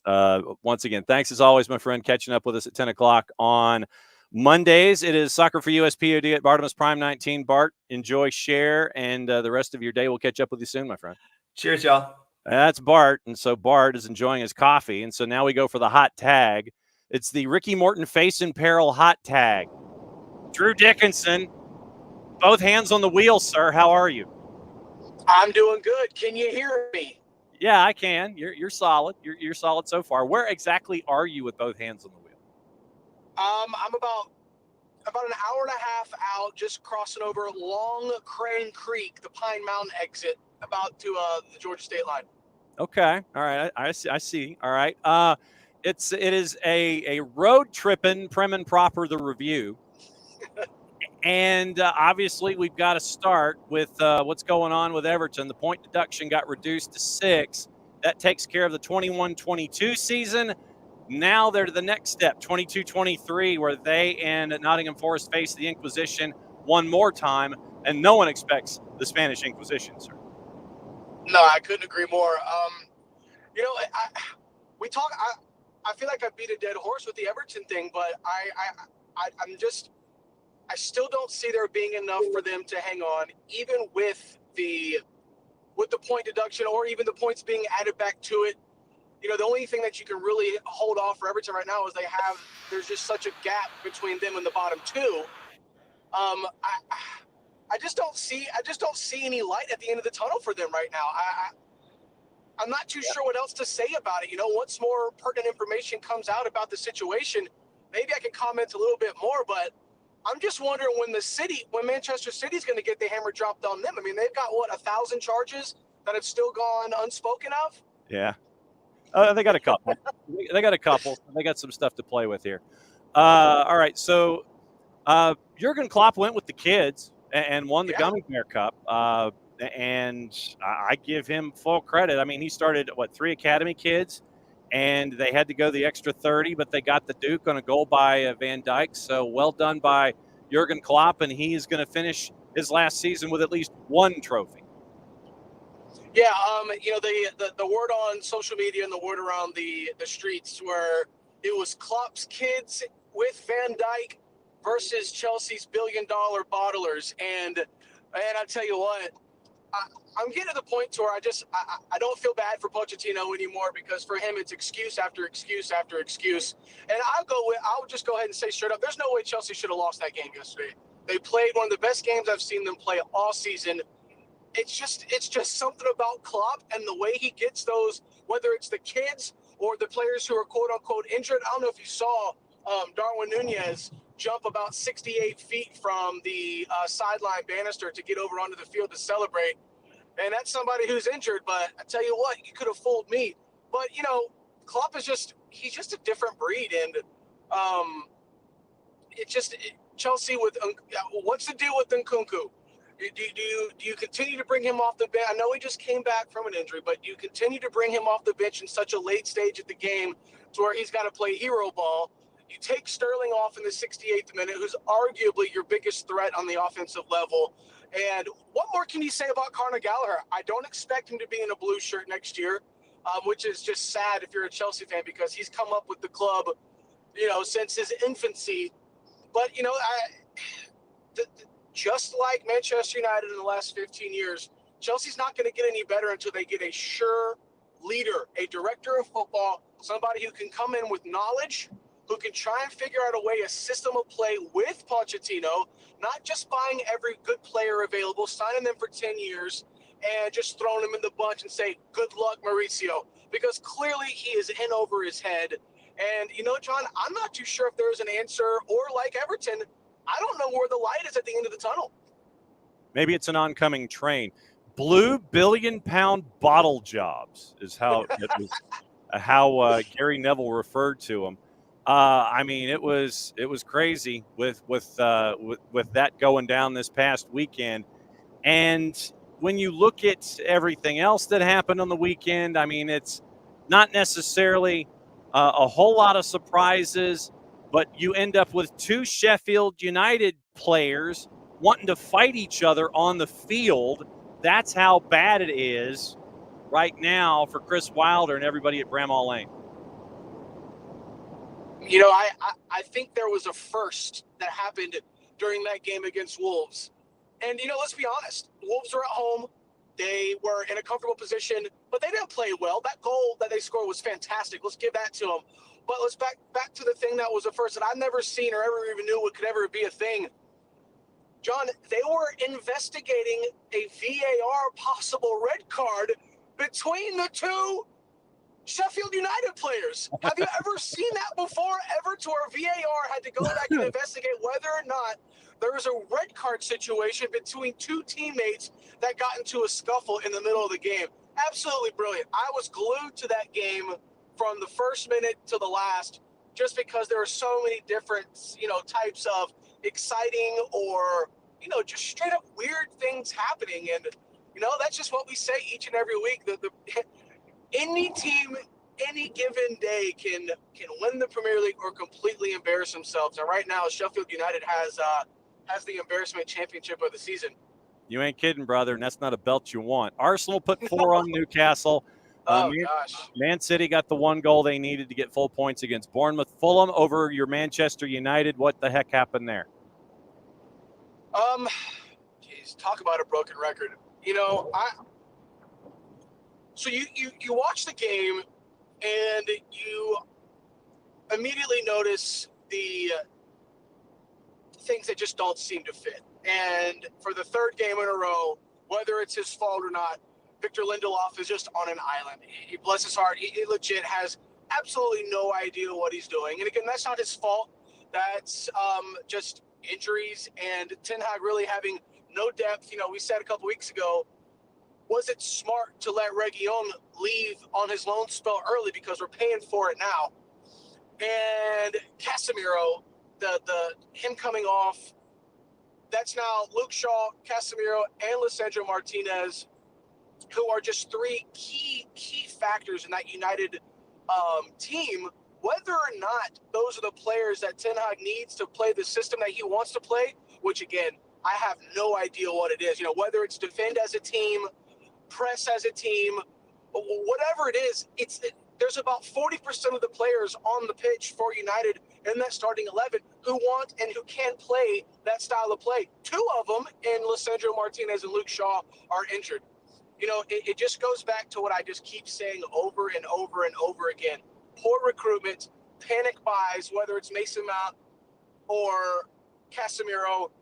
you watch the game, John, and United didn't start playing until the last 3 minutes of the first half, and then the last 5 minutes of the second half. And thankfully, there was 9 minutes of stoppage time that allowed them to continue to play that way. But you look at players like Bruno Fernandes, who probably spends 10 minutes a game crying and complaining because he is so far out of the elements of health and fitness. I mean, the guy has played every game of the season for the last 4 years, not to mention never missing a beat with Portugal in the last 24 months, the World Cup, the Euros, and, Marcus Rashford. What, John, does he want to play for United? Does he want to play at all?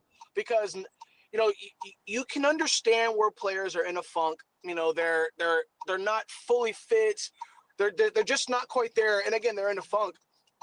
But to not track back, to completely be as lazy as you possibly can. And, that one scene where Bruno drives down the field and shoots a 45-yard shot, spins around, throws his arm up and complains about his ankle. At least he's passionate about his fake injuries. I don't know what Marcus Rashford is passionate about. And that's very, very concerning to me. You see it all the time in professional sports where these players get paid and they go on to become greatness and really live up to that money. John, it doesn't happen in professional soccer. Professional soccer players get paid, and it's like they just stop and don't care. We saw it with Jadon Sancho. Now we're seeing it with Marcus Rashford. Is that the coach? Has he completely given up on Ten Hag? Or is that the immaturity of the player because it's becoming way too consistent? And for me, like I said a few weeks ago, it hits close to home because it's my favorite player on the planet. Now, I don't even know who he is. And it's a big, big, big concern for Ineos, who, just last week we were hearing Ten Hag say, oh, we're on the same page. But then you get these interviews with Sir Jim, who, I don't know if you've seen him, John. I am not fully convinced that he's fully convinced that Erik Ten Hag is the answer going forward. I'm not a person who wants to fire the manager in the middle of the season. Well, not in the middle of the season. There's only a few months left. If Ten Hag doesn't figure something out and step out of his comfort zone and figure out a way to fix the defensive woes, John, he's gone.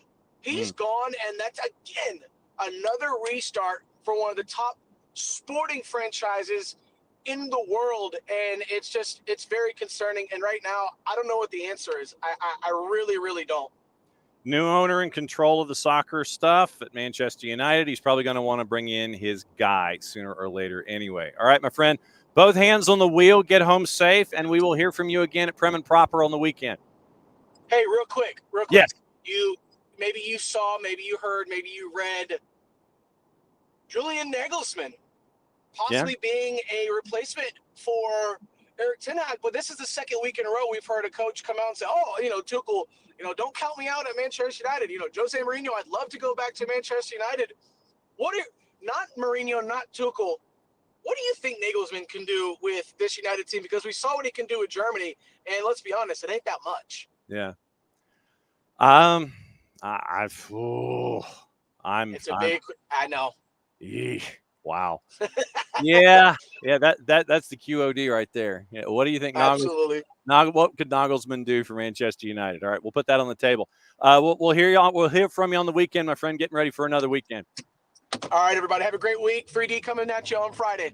There it is. There's Drew. So Drew, both hands on the wheel, and looking forward to his 3D and Prem and Proper. All right.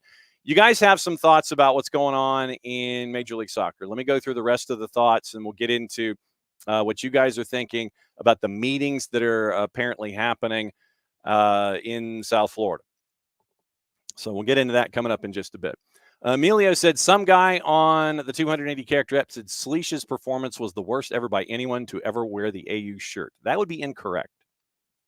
So, but once again, that's what the 280 character app is all about.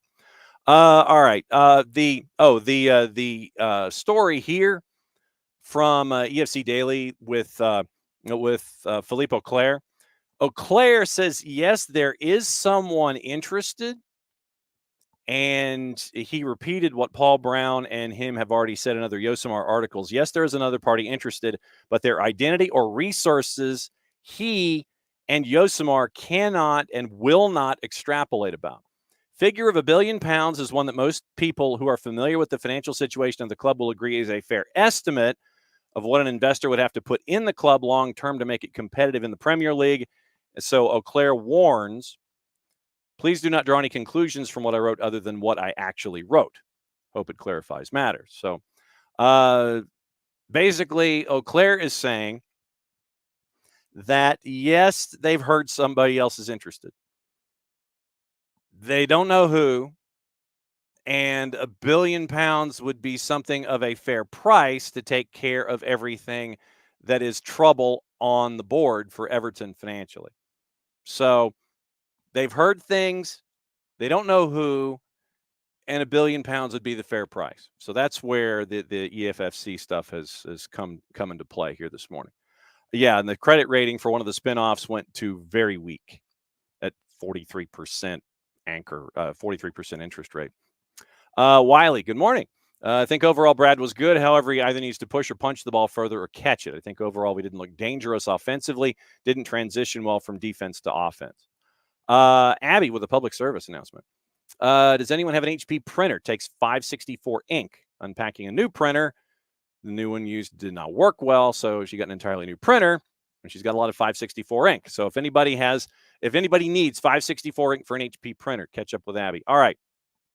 Tom mentioned this from our friends at NYCFC Extra. And Justin Ruderman over at U90 mentioned that after the match last night with Messi and friends in LAG, Don Garber traveling to Miami to meet with 12 MLS owners over 2 days to work on how they should be thinking about roster rules going forward. Dell jumped into that conversation saying, you think you need to, you mean how to put more money in their pockets and screw over Open Cup. So 12 owners, according to Justin Ruderman, heading to Miami over a 2-day period, today and tomorrow. And I imagine the Moss brothers and David Beckham would be a part of that second day, considering they had to fly from one end of the world to the other just to get back to home base. So, question is, 12 owners, but we don't know which ones. I would imagine that it could be representative, and Amelia, will get to your comments in just a sec, that probably could be rolled hand in hand, or at least, put on the same plane as this meeting. So if you were, like I said, we don't know which 12. We don't know which 12. But if you want to look at, say, mover shaker, and those individuals that want to invest, we could probably figure out who it is. I mean, legitimately, you look at the standings and you look at philosophy and you figure out, it's going to be the Moss brothers. That's one. Maybe David Tepper, 2. Chicago, they've been spending money like nobody's business. It would be Joe Mansueto, Major Media Market. Let's see. Probably the Wilfs in Orlando. Maybe MLSE. Maple Leaf Sports and Entertainment, 4. Atlanta, 5. City Football Group, 6. Robert Kraft, 7. LAFC, 8. LAG, 9. Seattle, 10. Colorado, 11. Kroenke Sports and Entertainment. And so then that leaves a slot open from just staring at it. Those, to me, might be the ones that would be part and parcel to these meetings. Now, to Emilio's point, this goes back to something Eddie Q said a couple days ago. We'll get into that. Emilio says, what does everybody think about Apple allegedly nudging Garber about MLS needing to spend more? Not sure the TV provider needs to be doing that, as the league needs to be doing that. So, Where did that come from? And maybe Portland. It might be Portland. Yeah, I mean, with the owners there. Well, cheap means development for me. So it would be like Philly, Dallas, Austin, of 29, and maybe San Diego would be a part of this discussion with them coming into the league as an expansion team. So that'd be my 12th. San Diego's are going to drop $500 million on coming into the league. They're probably going to want to say in what's going on. So Eddie Q, Apple's senior VP of services, told reporters at Messi and Friends went over RSL. Messi made a huge impact on subscriptions, bringing in new viewers from Europe and South America as well as North America. No surprise. Quote, I'm excited that there are teams that are definitely pushing hard. Obviously, what Inter Miami has done is an example of that, and I think there needs to be more teams doing that, and I think there will be. At least I've seen it enough now that there's a level of excitement when anybody asks, what do I want from any of the teams? I'm like, sign some more players! Exclamation point.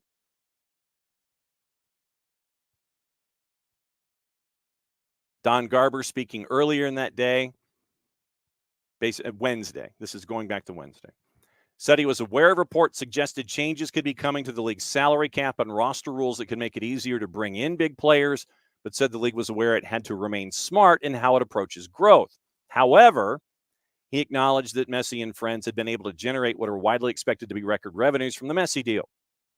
Quote, if we thought every team could deliver that by signing players, I can assure you that MLS would adapt its rules to be able to deliver that. Our thinking in terms of strategic player spending, we will do whatever we need to do to grow our fan base, grow the competitiveness of our league, and to grow our revenues and ultimately the credibility and viability of MLS on a global stage. Nothing is going to stop us from doing that. We just want to be thoughtful about it. And the league has been. End quote. Well, end quote. And the league has been. That's me. Q suggested there may be different views among the 29 club owners in the league. Absolutely there are. Q. There's a lot of owners, there's a lot of teams, and so in life, when you have that many, it's always hard to move everybody in the same direction. Don does that very well, but it's a tough job, and so I try to help because I bring a sort of either different or at least another perspective on it. Garber. Season tickets are up. Our overall ticket sales are up. Our sponsorship is up. Social media and our media coverage is up. All of that is bringing global recognition to the league. Apple have not released subscription numbers for their first season of their subscription broadcast service, MLS Season Pass. Sports Business Journal reported they'd reached 2 million, with the numbers doubling after Messi signed for Miami in July. Q said he had been surprised by just how big a difference Messi had made to the numbers. Quote, I was shocked. I had no idea because I knew it would make a difference, but I thought it would take time. He just moved the needle really fast on a global perspective and the U.S. perspective. So no, I did not appreciate the power and the reach that he had. It's amazing to see. Q said Messi had also managed to attract an audience for MLS games from outside the U.S. and Canada. Quote, I won't give you the exact number, but I will tell you pre-Messi, it was very U.S. top. Post-Messi, it was changed materially because he added a significant number of subscribers from South America and from Europe, so it was a big change, end quote. That came from our friends at Soccer America.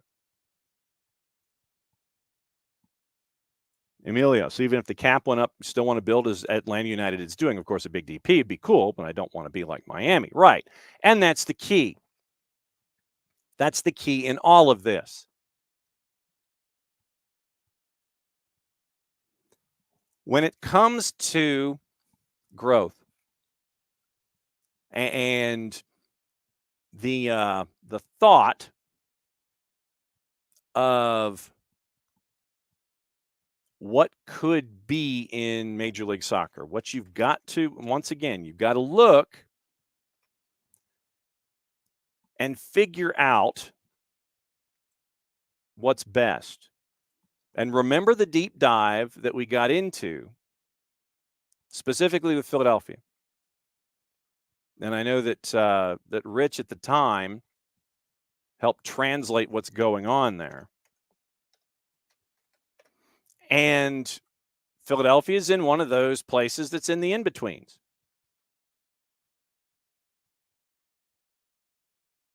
So you're trying to gauge what is next. What are those next steps that you can take? And the whole thought pattern here is you've been building. Yeah, absolutely. Emilio, this is it. UBU still applies. That should be a part of the discussion because you will always have an Atlanta. Well, let's put it this way. A Dallas and a Philly that will build through their academy. Seattle will build through their academy, but Seattle and Atlanta are more similar because they will build through their academy and they will also invest in players. So you'll have teams that are going to spend, period. LAG, I was going to say LAFC, but they still need players. So LAG, Miami, Toronto, all those key markets, they want to build spending money, which is their prerogative. You have teams that are building from within, Atlanta, teams building from within, Seattle, who will also spend.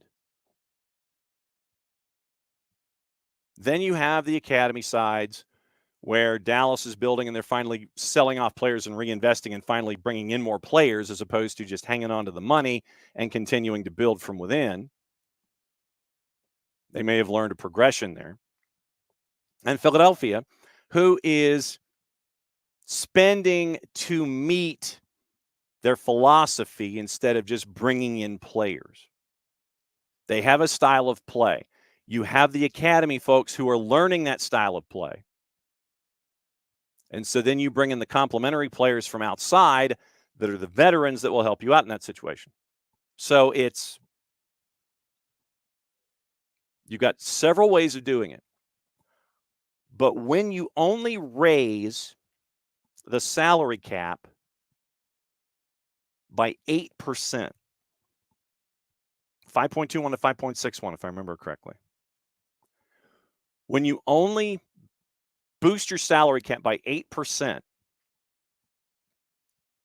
I'd like to know how they came upon that figure, first off. But then we've been talking about it to where when do you take the governor out of the golf cart? When do you pull that golf tee out of the engine so it can just run? Are you at that point now? Some of these teams, Miami and LAFC previously, LAG now, considering they invested $21 million in two players that we got to see last night in Joseph Paintsel and Gabriel Peck, they want to spend money. They've proven they want to spend money to differing levels of success. Atlanta has proven they want to spend money. But Atlanta also builds from within. What do these 12 owners, what are these 12 meetings bring to the table? Is there any commonality of thought? The easy thing would be to sit here and say, blow up the cap, the top side, but make a floor. I mean, Colorado's investing for the first time ever in modern memory. Stefan, Mihailovic, etc. You're spending money. I mean, Georgi Mihailovic was a $3 million pickup for Colorado. That's like, taking the, it's like Charlize Theron in the Italian Job, figuring out the combination on the safe and opening the door and you see all the bricks of gold.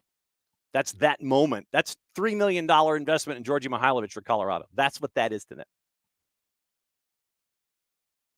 But you need to do this earlier. Tom should have done it in the offseason. But the fact that you're having it now, as we process this information, now what? Fourth DP? Honestly, if you did a fourth DP didn't have a top end, but you had a floor. Yeah, there's still the international. There are international spots. There probably should be an increase there. Or make an allowance of, okay, if you eliminate the international spot, then that way you blow up the cap figure, and you make special allowances for those teams that want to build from within. Give them some kind of, changes to the cap. There are international spots, yes. So come up with a floor, add a fourth DP, but raise your cap by more than 8%. Because honestly, 5.21 to 5.61, that's the equivalent of 2 U22s on your books. That's that equivalency.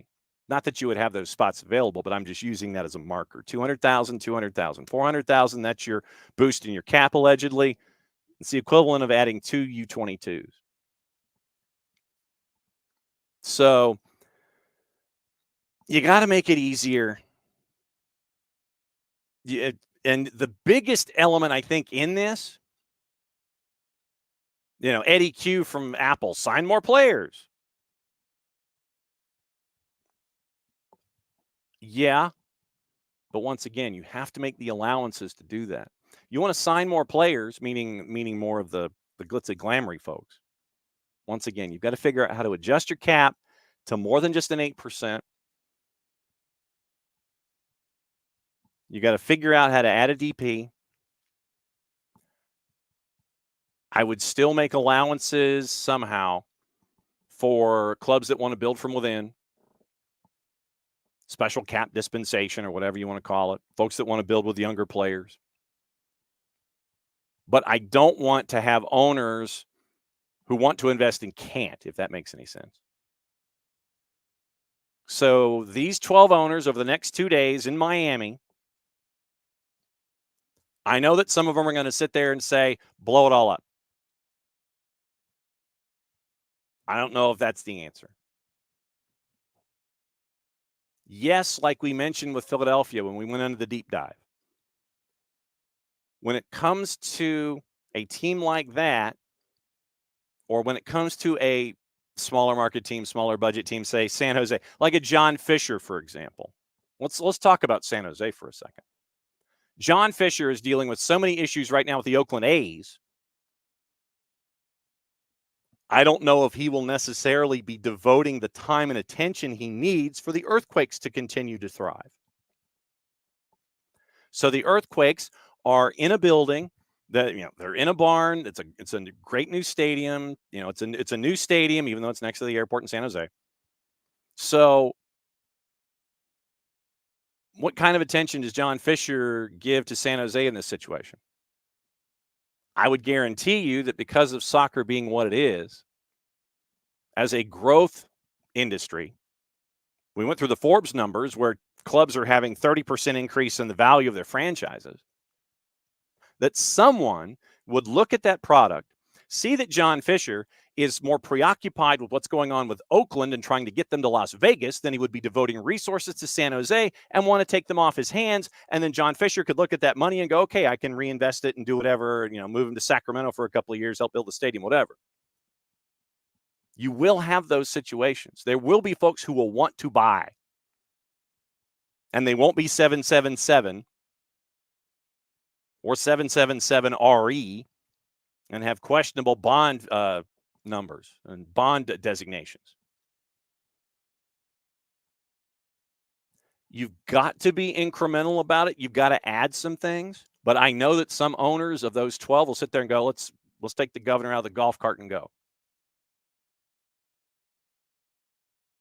For a league that has been as watchful on itself as Major League Soccer has been ever since day one, you can't just go fully 180 degrees because it goes against type.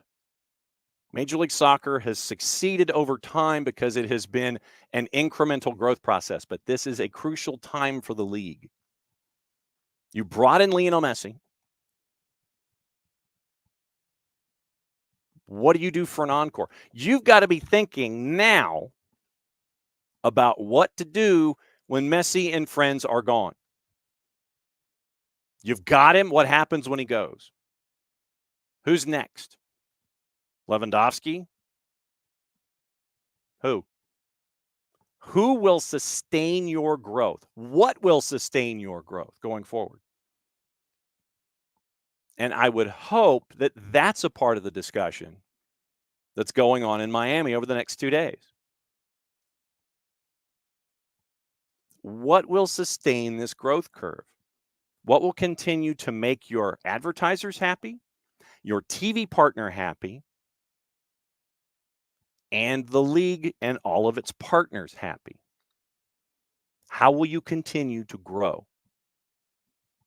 These 12 owners, I'm sure, will have 12 different opinions.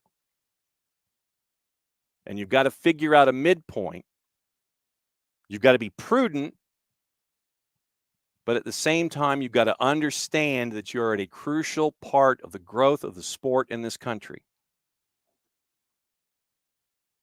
Like I said, we've hashed it out on the show a lot. I think we've come up with some prudent ideas.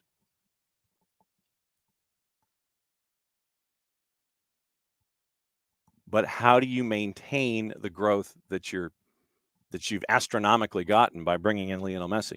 Who could sustain that? Who would be the next individual to sustain that kind of growth? Mbappe? Bellingham? Who? How do you ride the momentum of Messi into 25, 26, and 27 and come out the other side? These next 2 days in Miami will be very, very interesting to find out what those answers are. Sorry, the fourth has held up numbers. Gossip, rumor, and innuendo, and what to do before we go. Tomorrow we'll get into more of the other matches from Major League Soccer and all the events that happened from weekend number 1. And there was some stuff that happened.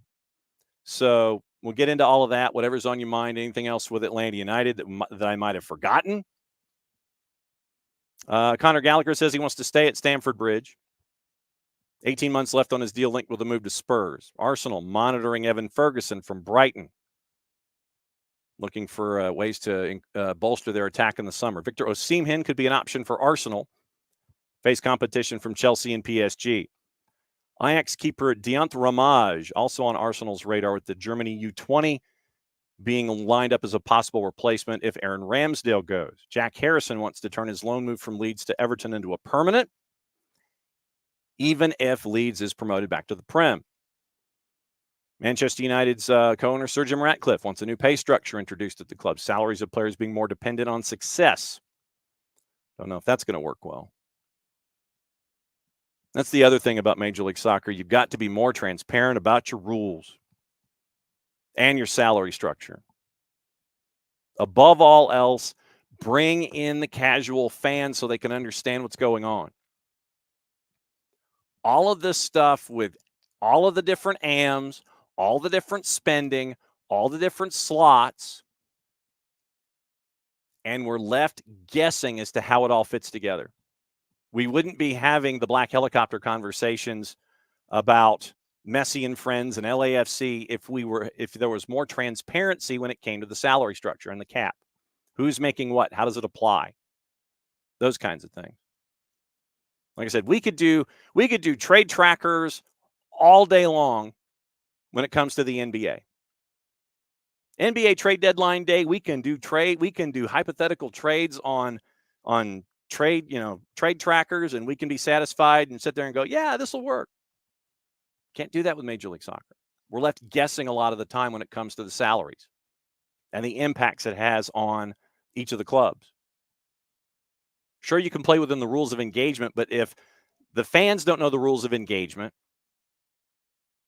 you're losing that percentage of investment by the fans.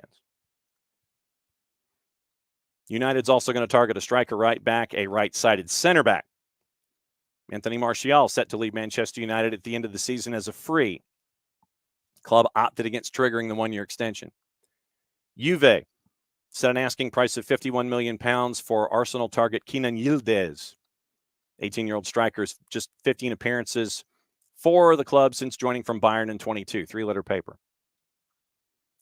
Sergio Aguero could make a return to football. His cardiologist says he could now play again. Retired in December 2021 when he suffered cardiac arrhythmia playing for Barca. And Endrick set to join Real Madrid when he turns 18 in July. Palmeiras are trying to keep him until December. So that's your gossip, rumor, and innuendo. What to watch and where to watch it. Serie A at 12:30, CBS Sports Network, Roma and Torino. Monday Night Football from the Premier League, West Ham and Brentford at 3 o'clock on USA. ESPN Deportes, Girona Rayo Vallecano at 3. We mentioned the W Gold Cup tonight on Deportes. Fox Deportes is in match number 2 of a doubleheader on the league that we neither condone nor endorse nor cover. Universo is simulcasting the Premier League. On the Plus, you want a Cinderella story? Maidstone United, 5th round of the FA Cup going up against Coventry City. That's at 2:30. John Nason's probably keeping his head low. La Liga at 3. W Gold Cup simulcast on the Plus. Golazo Network has Argentina, Dominican Republic at 7. Copa de la Liga in Argentina, 5, 5:30, 7:30, 7:45. Defensa y Justicia is on at 5. Vélez Sarsfield's on at 7:30. Central Córdoba, Atletico Tucumán at 7:45.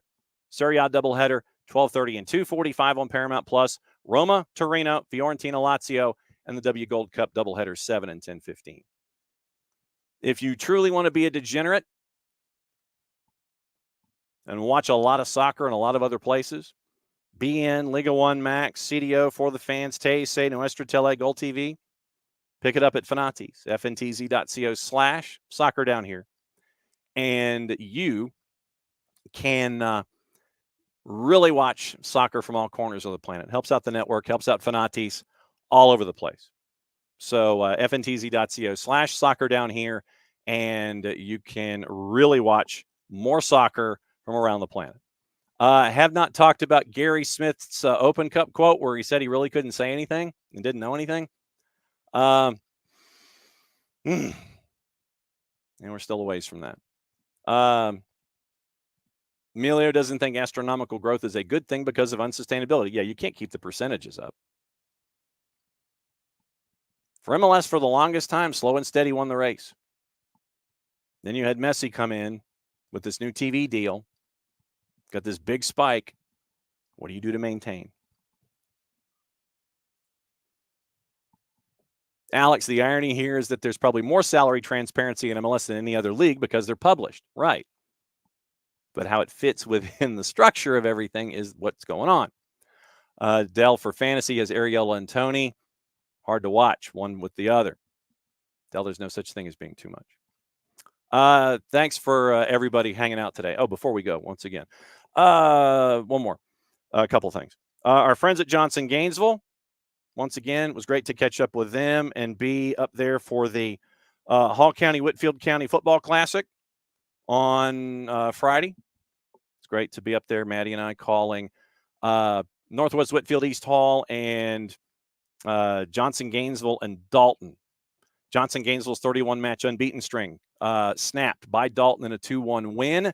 Tomorrow we will be in Dalton for the Tuesday night throwdown doubleheader, Northwest Whitfield and Dalton, boys and girls, 5:30, 7:30.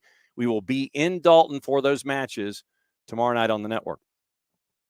And we have effectively flexed our games on Friday, and we will let you know where we're going to be on Friday when we end up chasing after the schools. Update on the Ben Pierman interview, still chasing. We're trying to catch as many of them before the season starts as possible here in the footprint, though. Trust me, we are chasing them all. Also on the board, once again, reminder of this. It's the Marshall Island scarf. Once again, remember, $32. You're helping out the Marshall Islands Soccer Federation build from scratch. They will be in the country this week. They're touring Northwest Arkansas.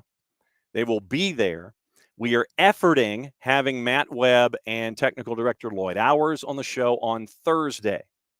It's going to be a slow day for them. Hopefully we can get them on before we catch up with Nico on Thursday, who is back from Colombia and vacation. But once again, you can email me, DM me, Venmo it to me, 32. You can have the Apstermobile deliver it to you, or if you want me to mail it to you, it's an extra $5 in the postal service. Ropes has his. As I said, when you see Ropes should be modeling it 24/7. But trying to help out, grow the game from scratch, and our friends at the Marshall Islands. So they'll be over here this week, checking out things in Northwest Arkansas, trying to come back again in October. These are the kinds of things that you will help. The building of the program from scratch. And there's your scarf. Once again, 32. DM me. You can Venmo the money to me. I'll ship it to you, or you can have Abby deliver it. Once again, that's the scarf. And that is part of the scarf campaign that's made Maddie famous as an international model. So I think that's it. We're catching up with Omar Hernandez from Chattanooga Red Wolves, the Dalton High grad, and he signed a contract out of Mercer. So he'll be with them in USL League One this year. So we're catching up with him this afternoon. And let's see. Tyler Pilgrim joining us Wednesday. Dylan Butler joining us Wednesday. Once again, efforting the Marshall Islands on Thursday. Nico on Thursday. And we've got friends at Beyond Goals and Weekend Whip Around on Friday. And that is the week. But obviously, there's a lot going on. Tomorrow, we'll get more in-depth in Major League Soccer, anything else going on, all the news of the day, and get you ready for Northwest Whitfield and Dalton at 2:30. So busy week. Thanks for hanging out with us once again here on SDH for Maddie, for Abe, for Drew, for Bart, for Jarrett. I'm just John. See, Mondays are full. Mondays are full. Mondays are fun, and they fly. That's what it's all about. Thanks for hanging out with us for another round of SDH. We'll be back with you again 9:05 tomorrow morning, going over all the things. That's what they call it. All the things. Mucha Platiel, play it safe. See you in a little under 22 hours. And since it's the end of the show, that means I get to do this. We'll see you tomorrow morning, 9:05.